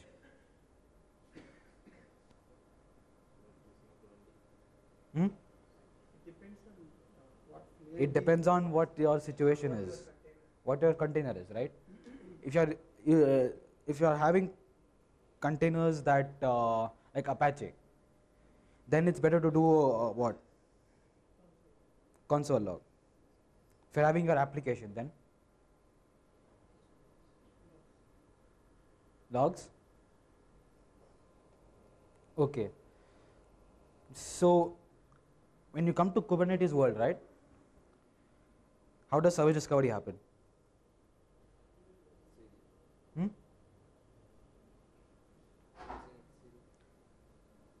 Service discovery happens through? You create basically the service of the container, Mm-hmm. and basically Kubernetes knows how to, when any particular traffic comes into that particular service, knows how to route to the right path. Okay. So how does it know? Basically, Name. port mapping is kind of service. It's basically a reverse proxy. Yeah. Right? You're using a name and it's going to map according to the name. Right? So services have names and that's how you're supposed to discover them. Yes? That does not work that well in some systems. That's why I said that. Okay. Now another problem that comes up with containers is when you're running a container for the first time and your application is stateful, what does it start off with? It needs data, it needs databases. So how do you start off with that?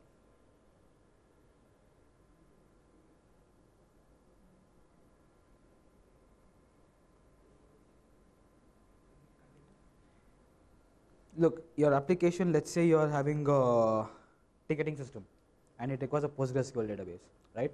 So the PostgreSQL is going to come up in the environment, right? And then your application is going to come up in the environment. But this application requires what? The Postgres to have the tables it reads. Are you understanding what I'm getting at here?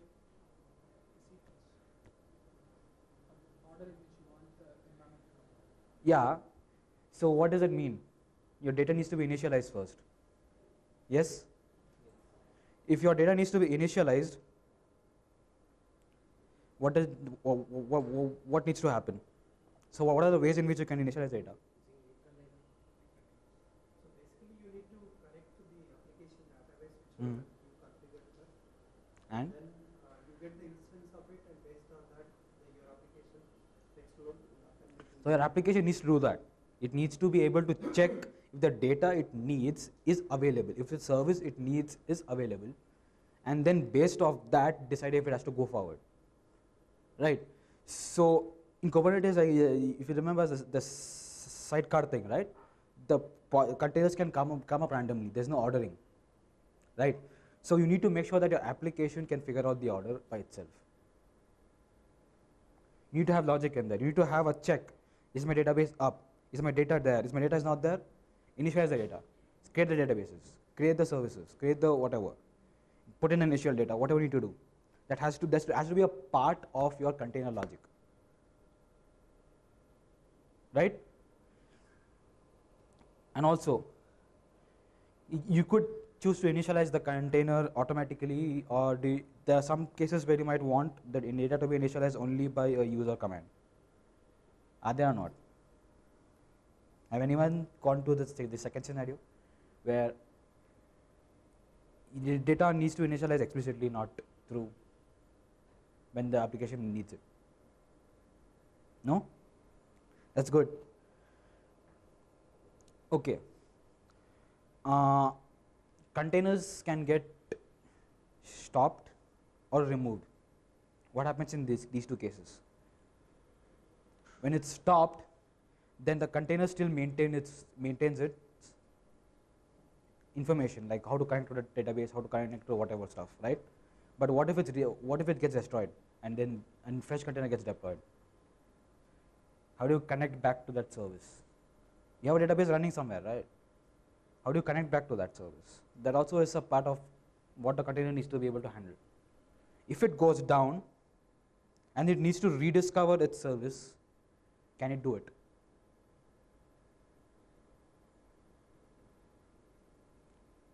You got that? It should be able to. And I'm giving you the thing of what needs to be done during container builds. When you build an image, before you build an image, these are things you need to consider. You don't just go and blindly build an image. Right? So then, what comes next? Host. Let's say you have logs in a container, right? Logs are timestamped. How do you know your container is in sync with your clock?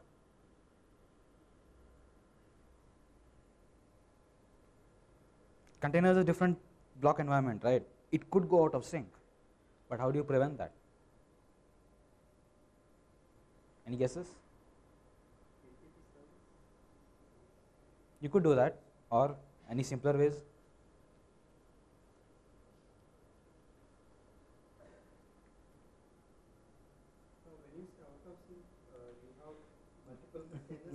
No, the container, right? It gets its own file system, right? It gets its own file system. So, if it gets its own file system, it gets its own time, which can go out of sync if it, let's say, shut down and brought up back up or something like that. How do you prevent that?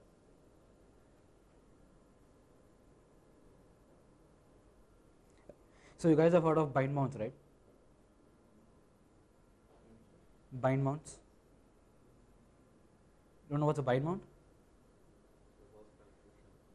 It is basically a normal mount, but in read-only mode. So, if I want to sync my container with my host, then I will be mounting which file? etc local time. That's where the time is stored. I can bind mount that into the container. Yes? And then your time will be in sync with the what? Host. And then host can do the syncing to NTPD. Because you don't want to install NTPD to a container, right? That's an extra service. So why do you need that? Right? And also sometimes you will need machine ID, right? Some logs give out machine IDs. They are very useful. How do you find out which container, which host is the source of the container problem? I mean, the container is living on multiple hosts. How do I know this container died? On which host did it die? Huh? The download IP. Or you can also use machine ID. Machine IDs are unique, right?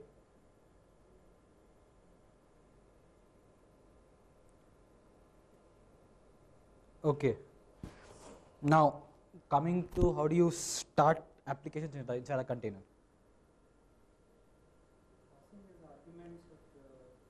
Of the binary. That's one way. You could directly run a binary, right? But does that always work? I can just do CMD entry point as Python and CMD as some script, done. But does it always help?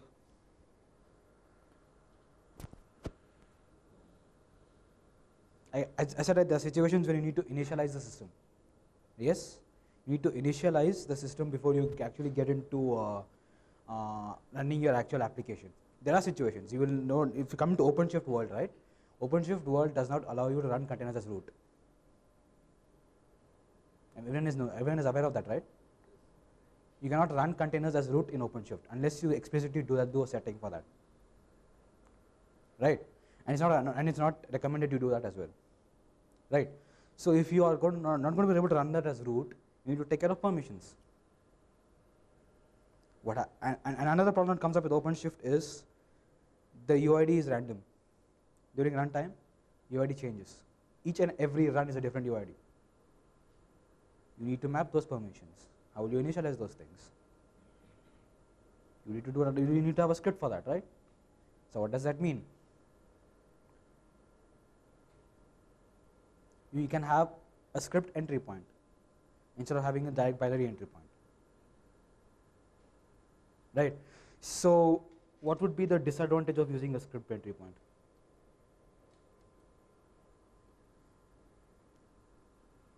There's only one disadvantage, come on.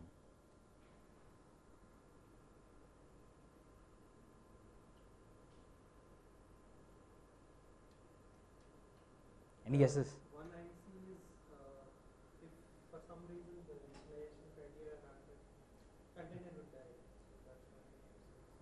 Container will die, okay. But then that can happen even with binaries, right? So what would be the specific disadvantage for using a script?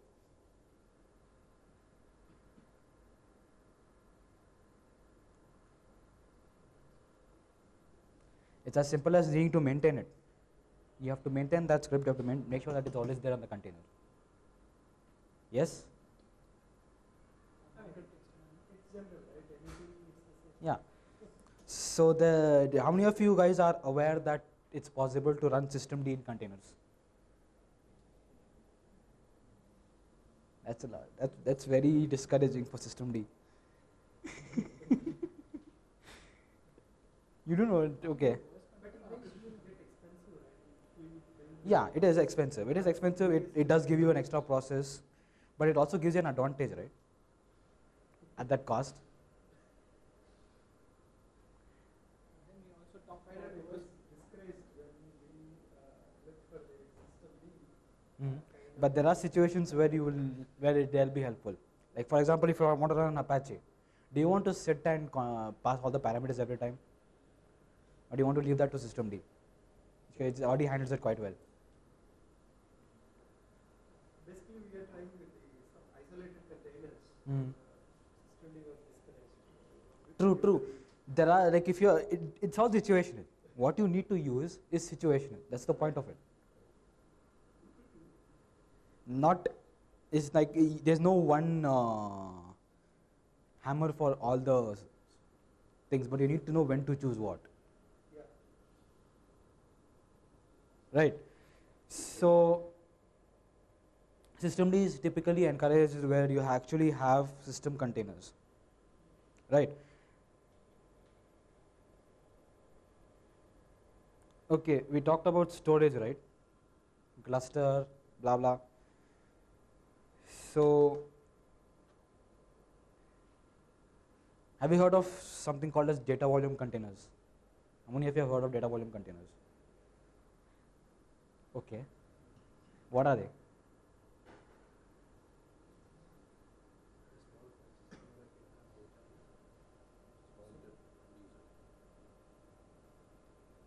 Okay. Yeah, in the last meetup, there was a demo on this, at least explanation of what the data volume containers do.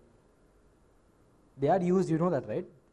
PostgreSQL actively uses that, data volume containers.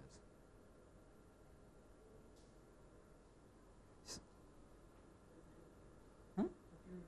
Okay. I guess we'll have to go faster then. So that's the data volume containers we'll do. Okay. Well, I think I'll pay more focus to logging. What about logging? How do you guys handle logging? We already talked about bind mounting, right? Okay, then that is done.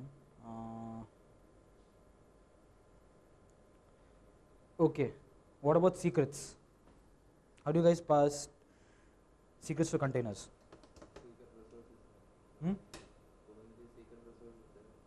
Community secret resources, right? So secrets. Part of the secret container or whatever, and then use the environment variables to get that in all the containers. Yeah, so secrets can be of two types. One is you can do secrets to environment variables or through volume mounts, which would be more encouraged. Volume is the best one. Volume is the best one. Did you know? How many of you guys are aware that if you use volume mount secrets, right? The secret data gets mounted as a volume. It's available, but if all the containers that are using that volume die, then the data gets wiped from the volume, even though it's persistent storage. Are you aware of that? It is. You're doing a volume mount. It becomes a persistent storage then, because you're getting shared across the containers. But it gets wiped because you don't want that data to persist. Secret data should not persist if there's no one using it. But for the initialization part, at least, I mean, very first time you It is there. When it's needed, it's there. When it's not needed, it's gone. How do you knows that this is not Kubernetes is keeping track of who all is using everything, right? based on time it takes off? Or? Yes. Okay. So but you should never put secrets as environment. Environment variables are meant for configurations, not for secrets. Right. Then, what about storage size? Do you want to give it infinite storage, or do you want to make sure that it's reasonably enough? To start with, definitely you should go for the reasonable Mm. the performance conditions. Because you know what happens when storage size increases, right? Yeah. What happens? Delays in the response. maybe. Yes, because you have to search that much more. You need to make sure that you give enough space, but don't give too much. Right? Okay, so let's get into the creating of images now. Hopefully I'll have enough time to demo something. I have one question basically. I want to see how that can happen. In the cloud infrastructure or environment, Mm. definitely the service provider may not be the one who should have access to Yeah, customers' containers. yes, yes, yes. And you want to give, let's say, terminal access to such containers. Uh.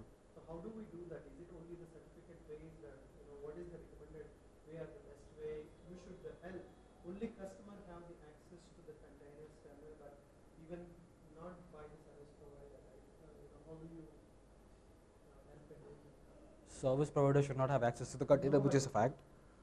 It should not have access to data, not to the container, not have access to data. Except the customer who got this particular. So that's something that Kubernetes already does, OpenShift already does.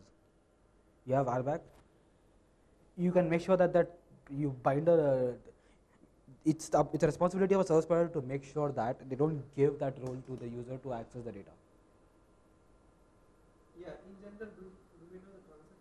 RBAC is the one? Yeah, RBAC is what is used in OpenShift, role based. Except for the creator of the I've actually seen this. Even if you are admin, even if you log in as system:admin, you can't access images explicitly. But how do you also prevent? Unless you give the permission. You can give the permission. Yeah, admin, you can give the permission and access it. But you can't access without that. But since let's say the machine has the host access to the admin, definitely.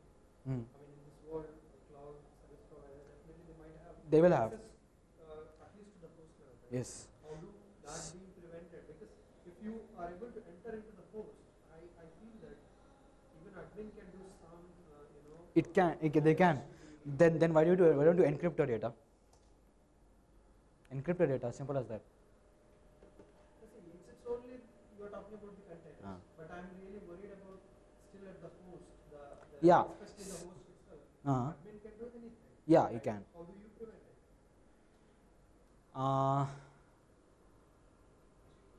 When you take a cloud VM, even before container side, if you take a cloud VM, the admin passwords to that VMs are auto-generated by the system. Mm. The cloud service providers don't have access to that passwords. This is by the trust that we put it in Amazon or Google Cloud. And then if you want to view the administrator explicit access, you have to use that. Okay, before the time runs out.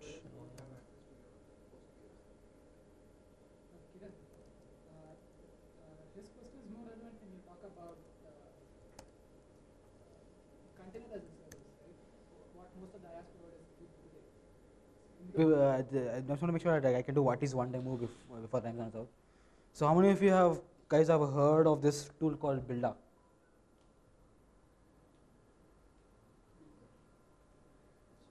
BUILDH.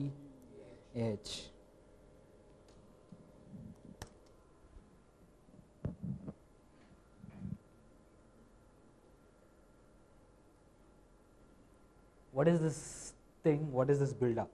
Right? So this is an OCI specific runtime, right? It implements the OCI specification, and it does builds and it does them really well. Unix philosophy. You don't need Docker. You can see that I don't have Docker installed on this machine at all.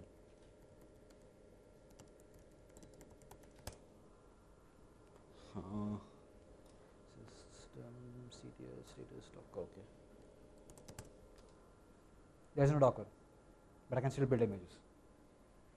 So what does this mean? It makes it lightweight because you don't have an entire daemon running in your system.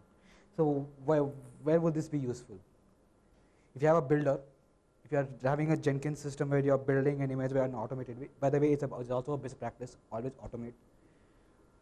You don't want to have an entire Docker for that. You're just going to build the image, right? Why do you want to install Docker on that system? Simple as that. Also, this has some pretty cool, nifty features that I have seen. I'll demo them. So how do you, by the way, this is a Fedora VM, so it is already packaged. If it's not, then there is project atomic/builder. That's the GitHub. I'll show it to you if I can in time. But that's where it is. You can go there and you can download and make that software as well. You can do a build from source. It's a go thing. So let's make a container.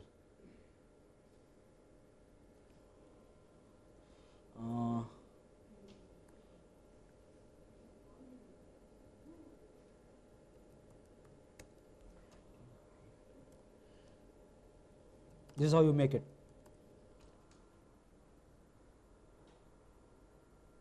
Sorry, I should have done sudo. Or I will just become sudo now. What happened here? Network. It's connected, right? Oh, it shut down. Sorry about that.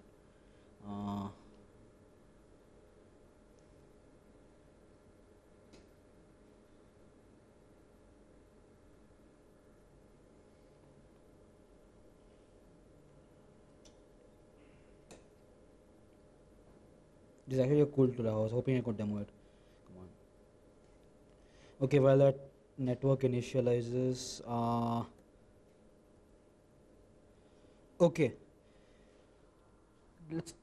Let's talk about image layering while it initializes. Hopefully it does. It's not connecting.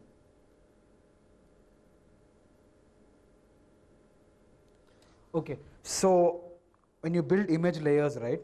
Is it good to have more layers or less layers? Less layers. Why? Size increases. Why does it increase? Huh? More reusable layers if you have more layers, not less layers. Yes? Metadata. If you are creating different layers, metadata will store again. Yeah, metadata will get stored up, right? So let's say you're going to do, you have an application which requires 3-4 packages. Do I do DNF install package 1, 2, package 3 and package 4? Huh? You'll combine them, right? You'll combine them. You'll combine the command into a single thing. And each layer, remember, when every time you run a DNF, every time you run an RVM, any installation tool, right, it has metadata. And every layer that metadata gets replicated. You do know that, right? Each layer in a container is its own file system. The entire file system is there in each layer, right? Layer 1 has the entire file system. Layer 2 has the entire file system, everything. So you need to make sure that you clean up when you're doing the containers. If you have layer 1 and you're doing yum install something, don't forget to do a yum clean all in the same layer. How would you combine the commands into a single command? Ampersand, right? People familiar with shell scripting? Ampersand, done, right? So I'll see if I can show this example instead.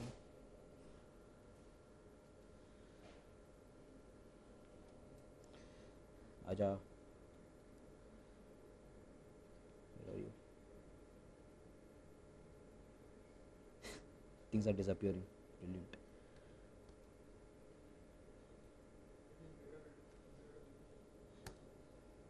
No, the internet is down, right? That's why it disappeared. Okay, let's see if I can connect to this then. One sec. Yeah, then I should be able to do it.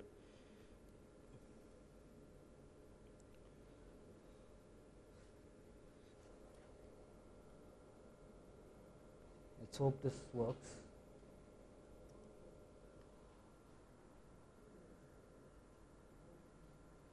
Okay, I wanted to show you something.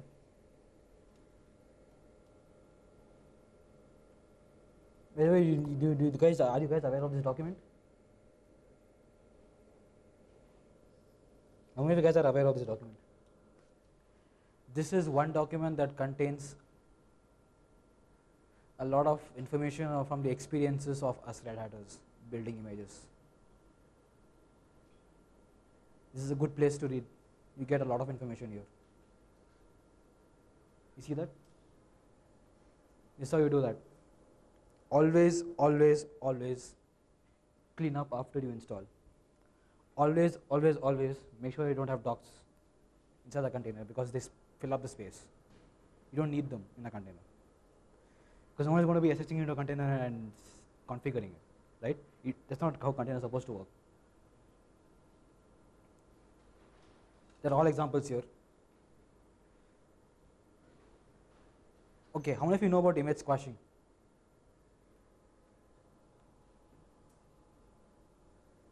Squashing? You know what squashing is? How? So basically it's like tarring or something so that it will unsplash during the only load time. The history will be dead. Yeah? Only the last part will be there as part of squashing. Yes. So that is sometimes it's okay, but it's very dangerous to do because every time it's going to be complete full. Yes. So where would you use squashing?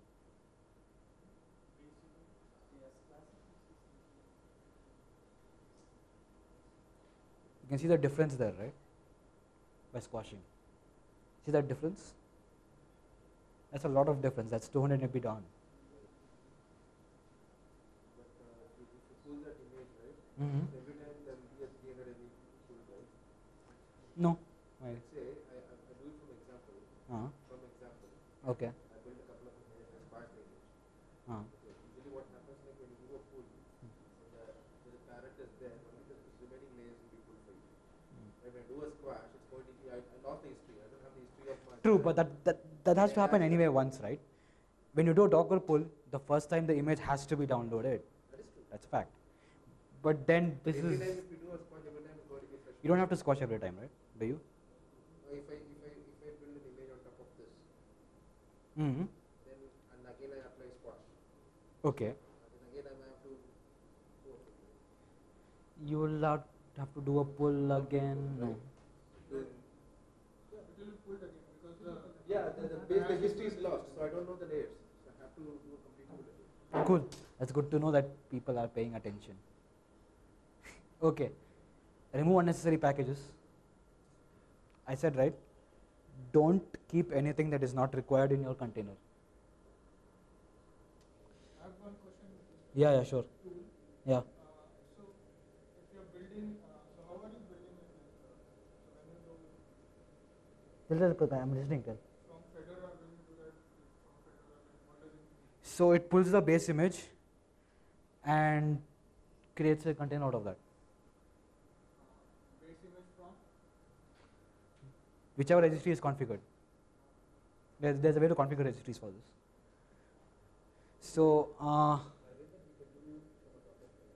you can do Docker pull, yeah. You can use Docker images. Okay. Now something that is really cool that I saw about this thing is you can actually do mount this container directly into file systems. So I have C which points to the container, so I can say M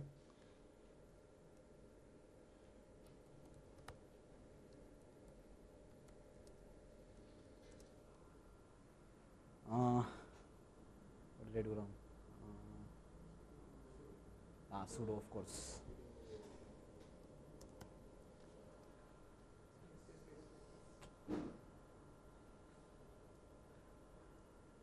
So M is already mounted, right? Now, no, just watch this. Sorry.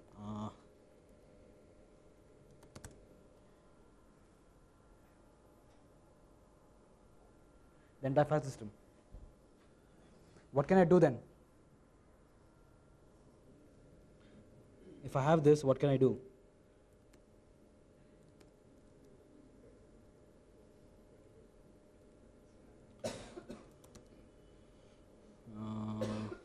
Let's say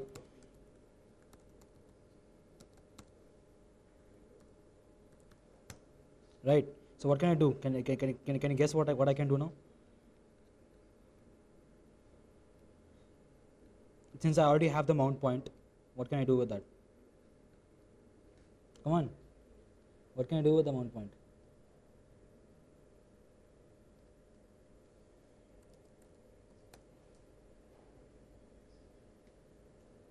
Okay, so what can I do with this mount point is I can actually move files into this mount point directly by using a normal command. So it allows you to directly manipulate the file system of the container. So I can have, let's say I want to move this file called steps somewhere into the container. So what can I do?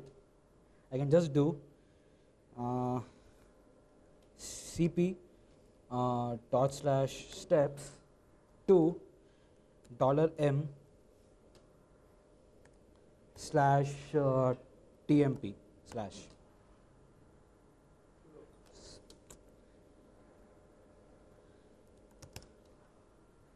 And now if I do an ls of this,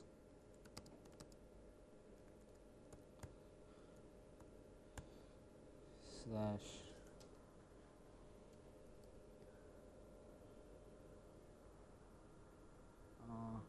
yeah, this is a file there. Do you notice that it generated its own mount point without me telling it to? So what does this mean? I'm not mounting it directly into my file system. I'm not entering the file system. It's in some random location, right? Then, let's say right now I just moved the file, right? Now I want to create a new image out of this. How will I do that?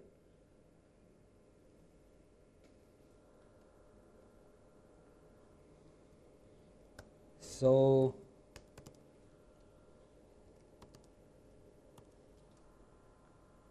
this is it. Okay. It's sorry, my bad. It's C.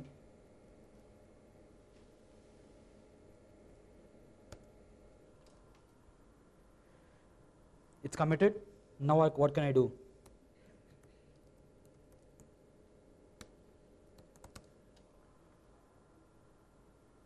Do you see that?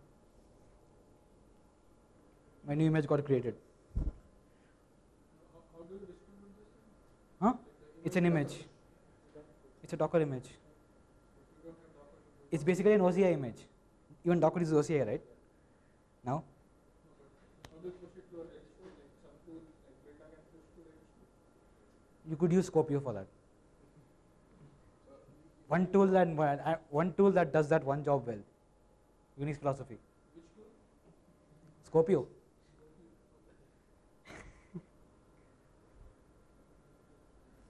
This is actually quite cool, right? You're manipulating the file system directly. No more Docker file. You could technically build Docker files as well on this.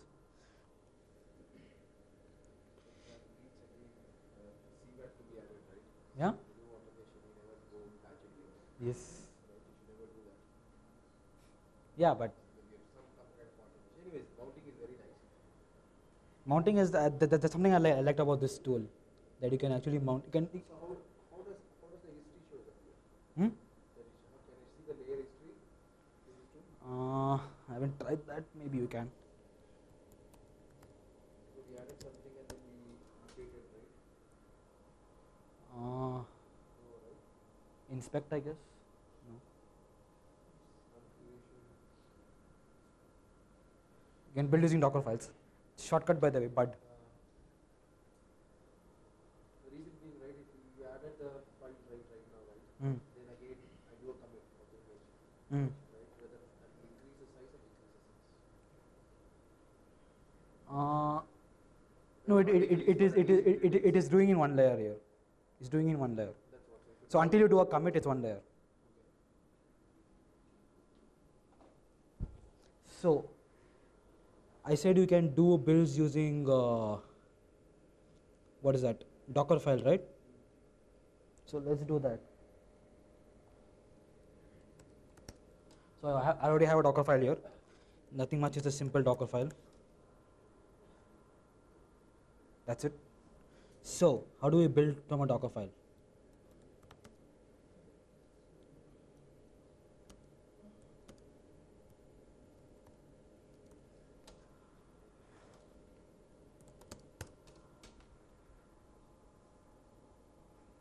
This is standard Docker.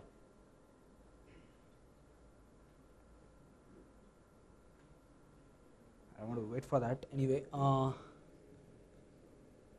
this thing can even run the containers once they're built. You can actually run with this, and you can actually give a command while running it. You can say build this container, run this command.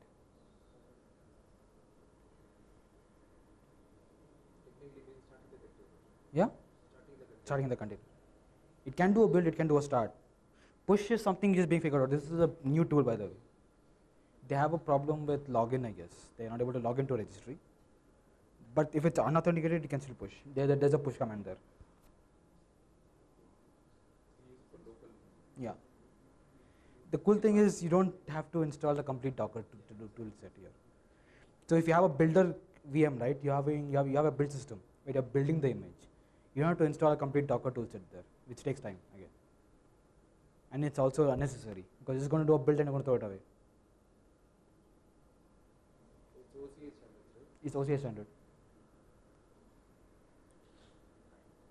Time? Yeah. That's why I focused more on this demo because I wanted to show it. I'll just show the place where it is, that container. It's already, there's a page open here, right?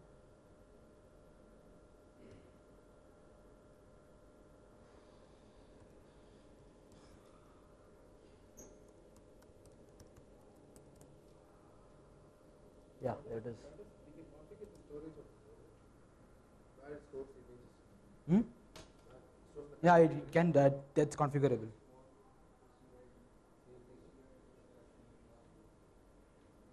So there's a config command, right? Build a config.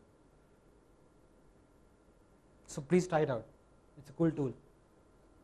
I liked it. How many of you guys think this is a cool? So this will be helpful mainly when you're doing parallel builds in a Jenkins kind of slave, right? So Yeah. Docker team gives up Yes. certain points. Yes. This one that give up that easily because it's basically doing only builds, nothing more. So you get specialized in that particular operation and you do that well.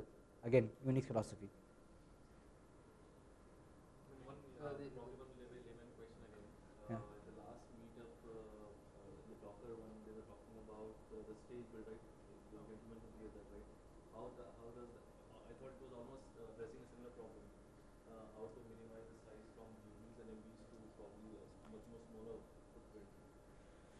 Yeah, so that is something that I've also been working on. 1706 is where it was, last week it was rolled out. So one way of reducing images is to make sure you delete everything you don't need. Two, or you DNF remove everything which you don't need.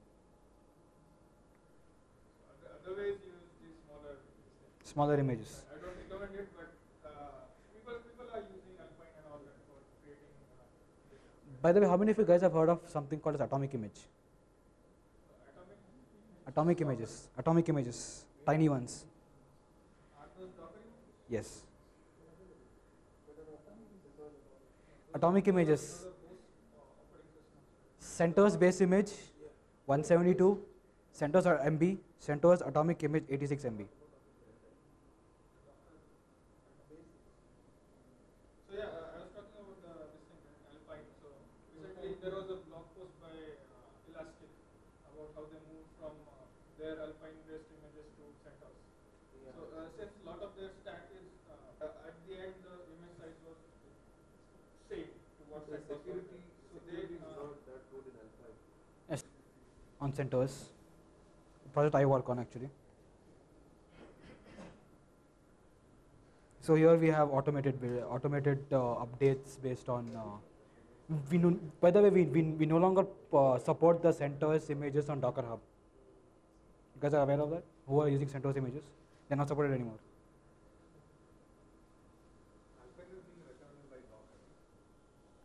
No, it's not art. It's art. Somebody, it's not There was another variant with a pussy box base, and then they had a own package manager install, and then they installed Java. It also gives you something which ran this console related images. It's based on pussy box, and then they install their own.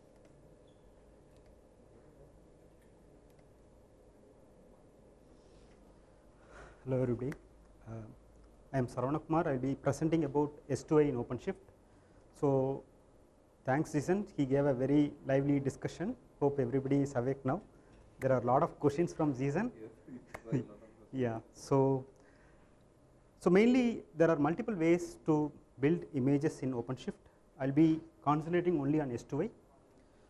Let's start. So the agenda of the meeting is what is S2I, how to use S2I, and a small demo, and sometimes we want to create our own S2I image to build new Docker images. So we will see a small demo of that. So what is S2I? S2I, source to image. So you give a GitHub repo link to the OpenShift, you get a container image. That's it, as simple as that. Under the hood, it does many things which we will see now. So it's a workflow for building reproducible Docker images from source code. So it produces ready to run images by injecting the source code. So for example, you have a local directory having the source code, or you have a GitHub repo link. So basically it will clone the repo and it will inject that source code into a new container image. The new container image will contain all build dependencies. It will compile the source code, create the binary, create the application, and it will again produce a new target image in which this application will be present. So we have two images now. One is the builder image and another is the target image which we are trying to build. So generally, how do you build a Docker image? Simple, right? So Docker build, you just give that. So it will build an image, but inside that actually it has to compile, you have to compile the code outside and then you put the binary inside, right? So something like that you do. But here things are a bit different. We'll show we'll see a demo. So what I did is like, for trying out OpenShift, I will highly recommend this OC cluster up. It's a very simple tool. In your laptop, you can just start the Docker. You can see here, just started the Docker service and then do OC cluster up. It will start a Kubernetes cluster in your laptop with all the services up and running. This is mainly for development purpose. Yes, it is not Minishift. Minishift is you run everything inside the container again. Here it's like you have to start the Docker process inside your laptop. I mean, in Minishift, the Docker itself is running inside the container. So here it's not the case. You have to start the process in your machine actually. So now the cluster is up. I just want to save some time, so I already started. It's very simple. Anyone want to try out Kubernetes? You don't have to really have some four nodes, master, all those things setups. You just give it a try. Anybody who is a beginner, you can try it like this.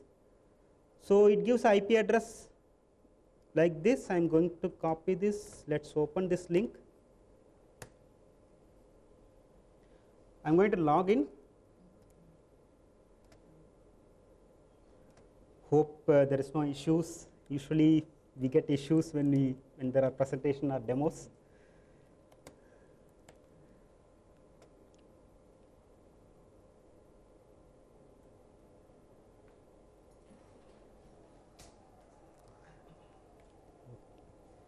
It happened.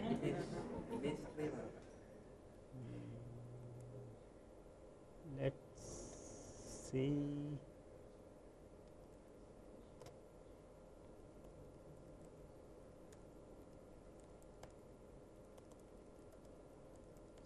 interesting. Okay.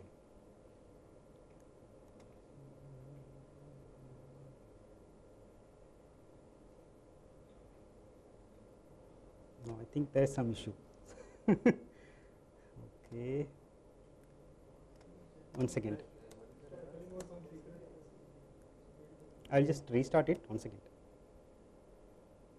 So, so I just logged into the OpenShift cluster. I'm going to create a Python-based application. One second.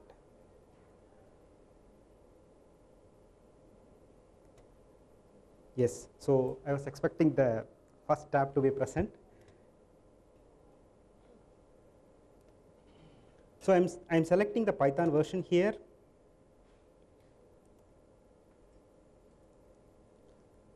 So let's try out this.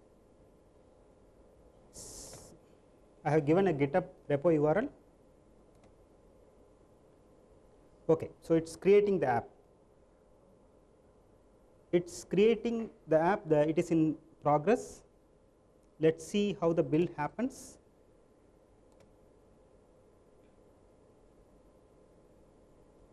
You can see here it is actually cloning the GitHub repo.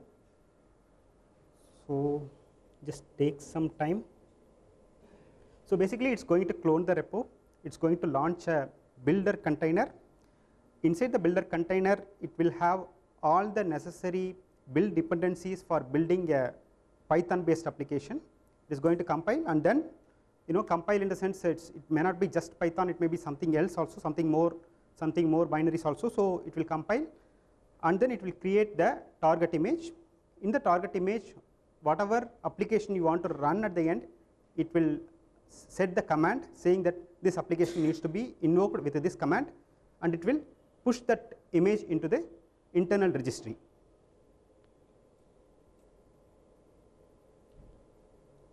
So it just takes few seconds.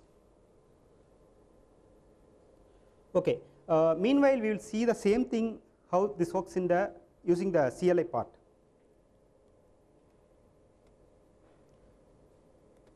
I'm doing the same thing in the CLI. So there is the tool which is actually used behind the scenes is S2I. So S2I you can download from source to image GitHub repo. You just have to download from the releases. I'm going to build the same application using the command line just to get more idea about that. So we have this GitHub repo link. This is the builder image which I am going to use, and this is the target image which I am going to build. So the source code will be fed into the builder image, it will be compiled, and the target image will be formed. So for every kind of application, for example a Java based application or a even .NET application, you have builder images. What builder image contains is all dependencies related to the Python or .NET or Java or whatever it is. Like so it is like there was one question asked like what happened when the builder image changes.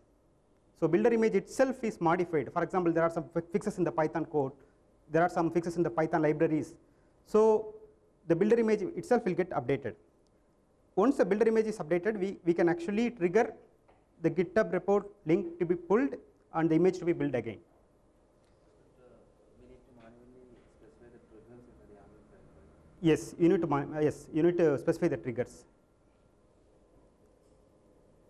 I mean, it's providing a functionality. If you want to make use of it, you have to actually configure it accordingly. So let's build it. Let's see what happened to our UI stuff. Okay. Normally in this case, setup.py is there. This SQL will identify the setup.py and it will automatically do everything. So the entry point, everything you need to write the script, right? Yes, the entry point you have to mention in on some script actually. How to build and yes. what is the entry point, everything, right? Yes. But this will automatically do everything. Is there any situation we need to manually write everything? I will actually I'm going to explain about that. So you can actually build your own builder image with whatever custom logic you have. You can put that inside. Okay, the application is built and is started now. It even created one route for that. Okay, so the application is up and running. So all I did is I just selected the Python version, GitHub repo link. I asked to build it. It built and started the application. So let's see what happened in the CLI tool. So whatever it did in the UI, it's the same thing which is doing it in the CLI here, just to get a better understanding. So it actually got all the dependent packages inside the for building this specific image.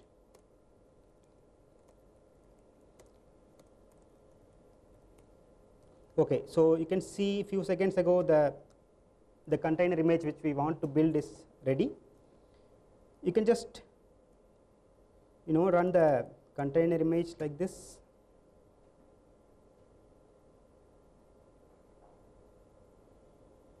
We are not going to concentrate on the application side. We are mainly looking into how to build the application. So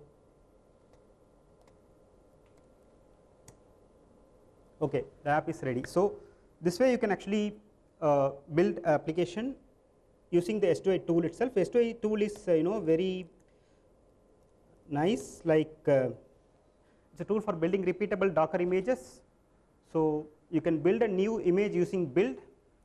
So if you want to create a new builder image, you have to make use of S2I create. So I have invoked it with the S2I build. And how it can be used, it just prints S2I usage. So coming back to the presentation, so there are, as I said, there are many different builder images available. I will just show you the link. So you can see here Node.js, PHP, Ruby, Base, and there are some community supported S2I images as well.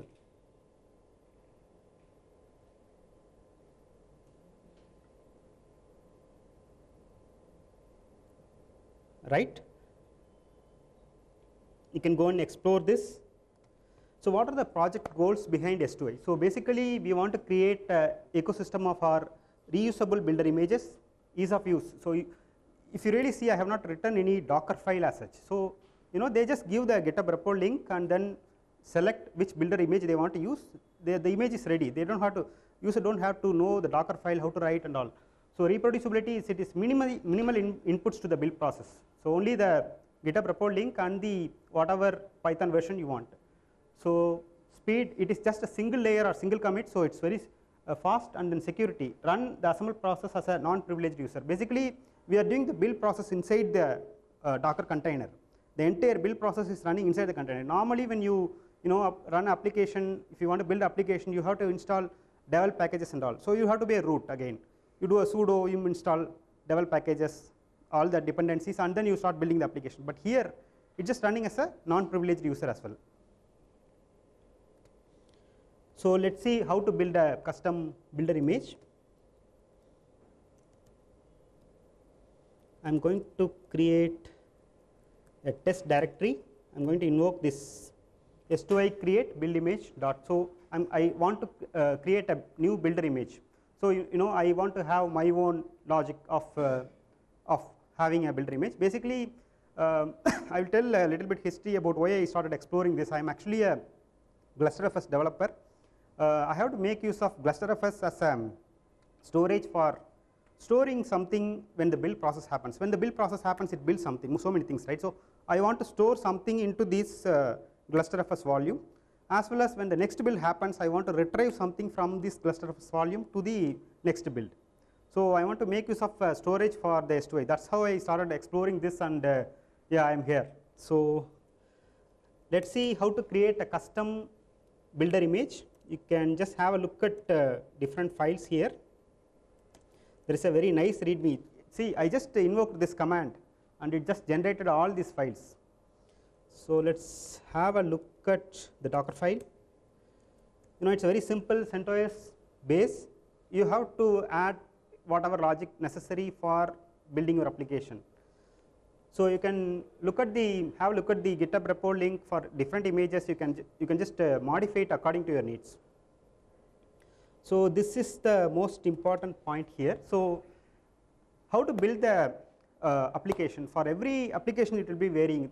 So the makefile, the GCC compiler or Python or PHP, everything varies, right? So for doing the build process for every build, that's why the builder containers are separate for different applications. So all the logic will be there in the S2I bin directory. So there are some 3-4 scripts present inside the S2I bin directory. They contain the logic to build the application. So we just have a look at the builder image Docker file. Let's have a look at other things in S2I.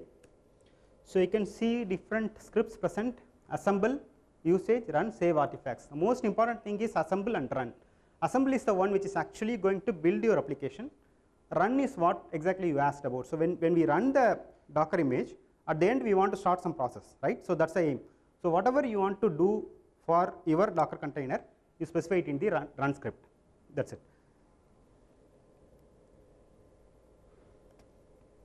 So this is the anatomy of a S2I builder image. So basically it contains base language, runtime and build tools, everything related to the language, specific to the language, it is there. So assemble scripts, it converts the source code into a runnable application, simple. So but you have to write the logic inside the assemble script to do all these things. So download dependencies, inject configuration. Sometimes you don't have to really, some application don't require compilation and other stuff. So you have to do some, this new application is built. So such things can be done. And run script, it is actually, as I said, like it is the responsibility is to, for the target image, whatever you want to launch, you have to specify in the run script. Save artifacts. Save artifacts is something optional. If you want to do incremental build, you can make use of save artifacts. So you did a first build, you do a second build. You want to make use of something from the first build to the second build, you can make use of the save artifacts. It is just optional one. It's not mandatory. So what happens? How it works? Like basically it creates a build image, and whatever source code it just pulled, it does a tar of that. It just stream the tar to the builder image. The builder image is able to get the tar. It is going to untar, and then it is going to invoke the assemble script. I have shown in the Docker file, we are copying all the scripts inside the Docker image, right? So all the scripts like assemble, run, everything is present inside the builder image. So it has to invoke the assemble script to build the image, and then it has to run the run command for the target Docker image. So that's what explained here.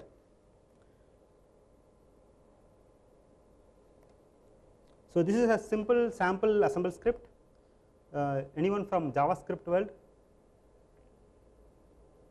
Yeah, maybe they will make more sense of this. How to build a JavaScript based application, it is there. So this is just a sample run script. Basically this will be set as the CMD in the target Docker container image. CMD will be set as this run script. So so save artifacts, this is one example. Like I want to make use of some other war file. So I think whoever from Java world, who is from Java world? Yes. So you want to make use of some Java file into the target image, you can make use of this inside the save artifacts script. So apart from you can make use of some external entity into your image. Basically I am not an application guy, so I don't know much about this some terminologies. Yeah. But that artifacts are only available for that particular build configuration. Yes. So this is a custom thing actually. Yeah. Yeah. See, you start modifying these scripts if you want a custom builder image, or like it's shown, you can make use of existing Python based image or PHP based image, whatever you want. If you want to do some custom stuff, you have to edit this and make use of it. Pardon me? It is stored in some place where you are going to invoke this S2I. It can be anywhere.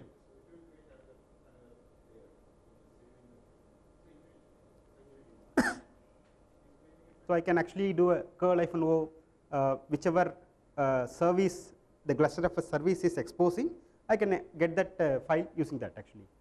It's just a simple example of from wherever you want to get, you can get actually. It's up to you. It's your implementation. So how do we make use of a new builder image? So I think I have shown you how to build a new builder image. So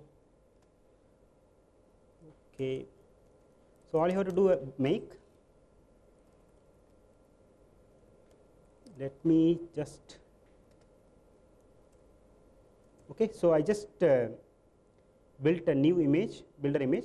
So you can make use of this the new builder image like this. So you have to say OC new app, whatever image which you have built, and then whatever GitHub repo link you want to build the target image. Builder images are nothing but normal Docker images. It's only that they are the purpose is to build the image. It contains scripts to do the build process. You can get more information from these links.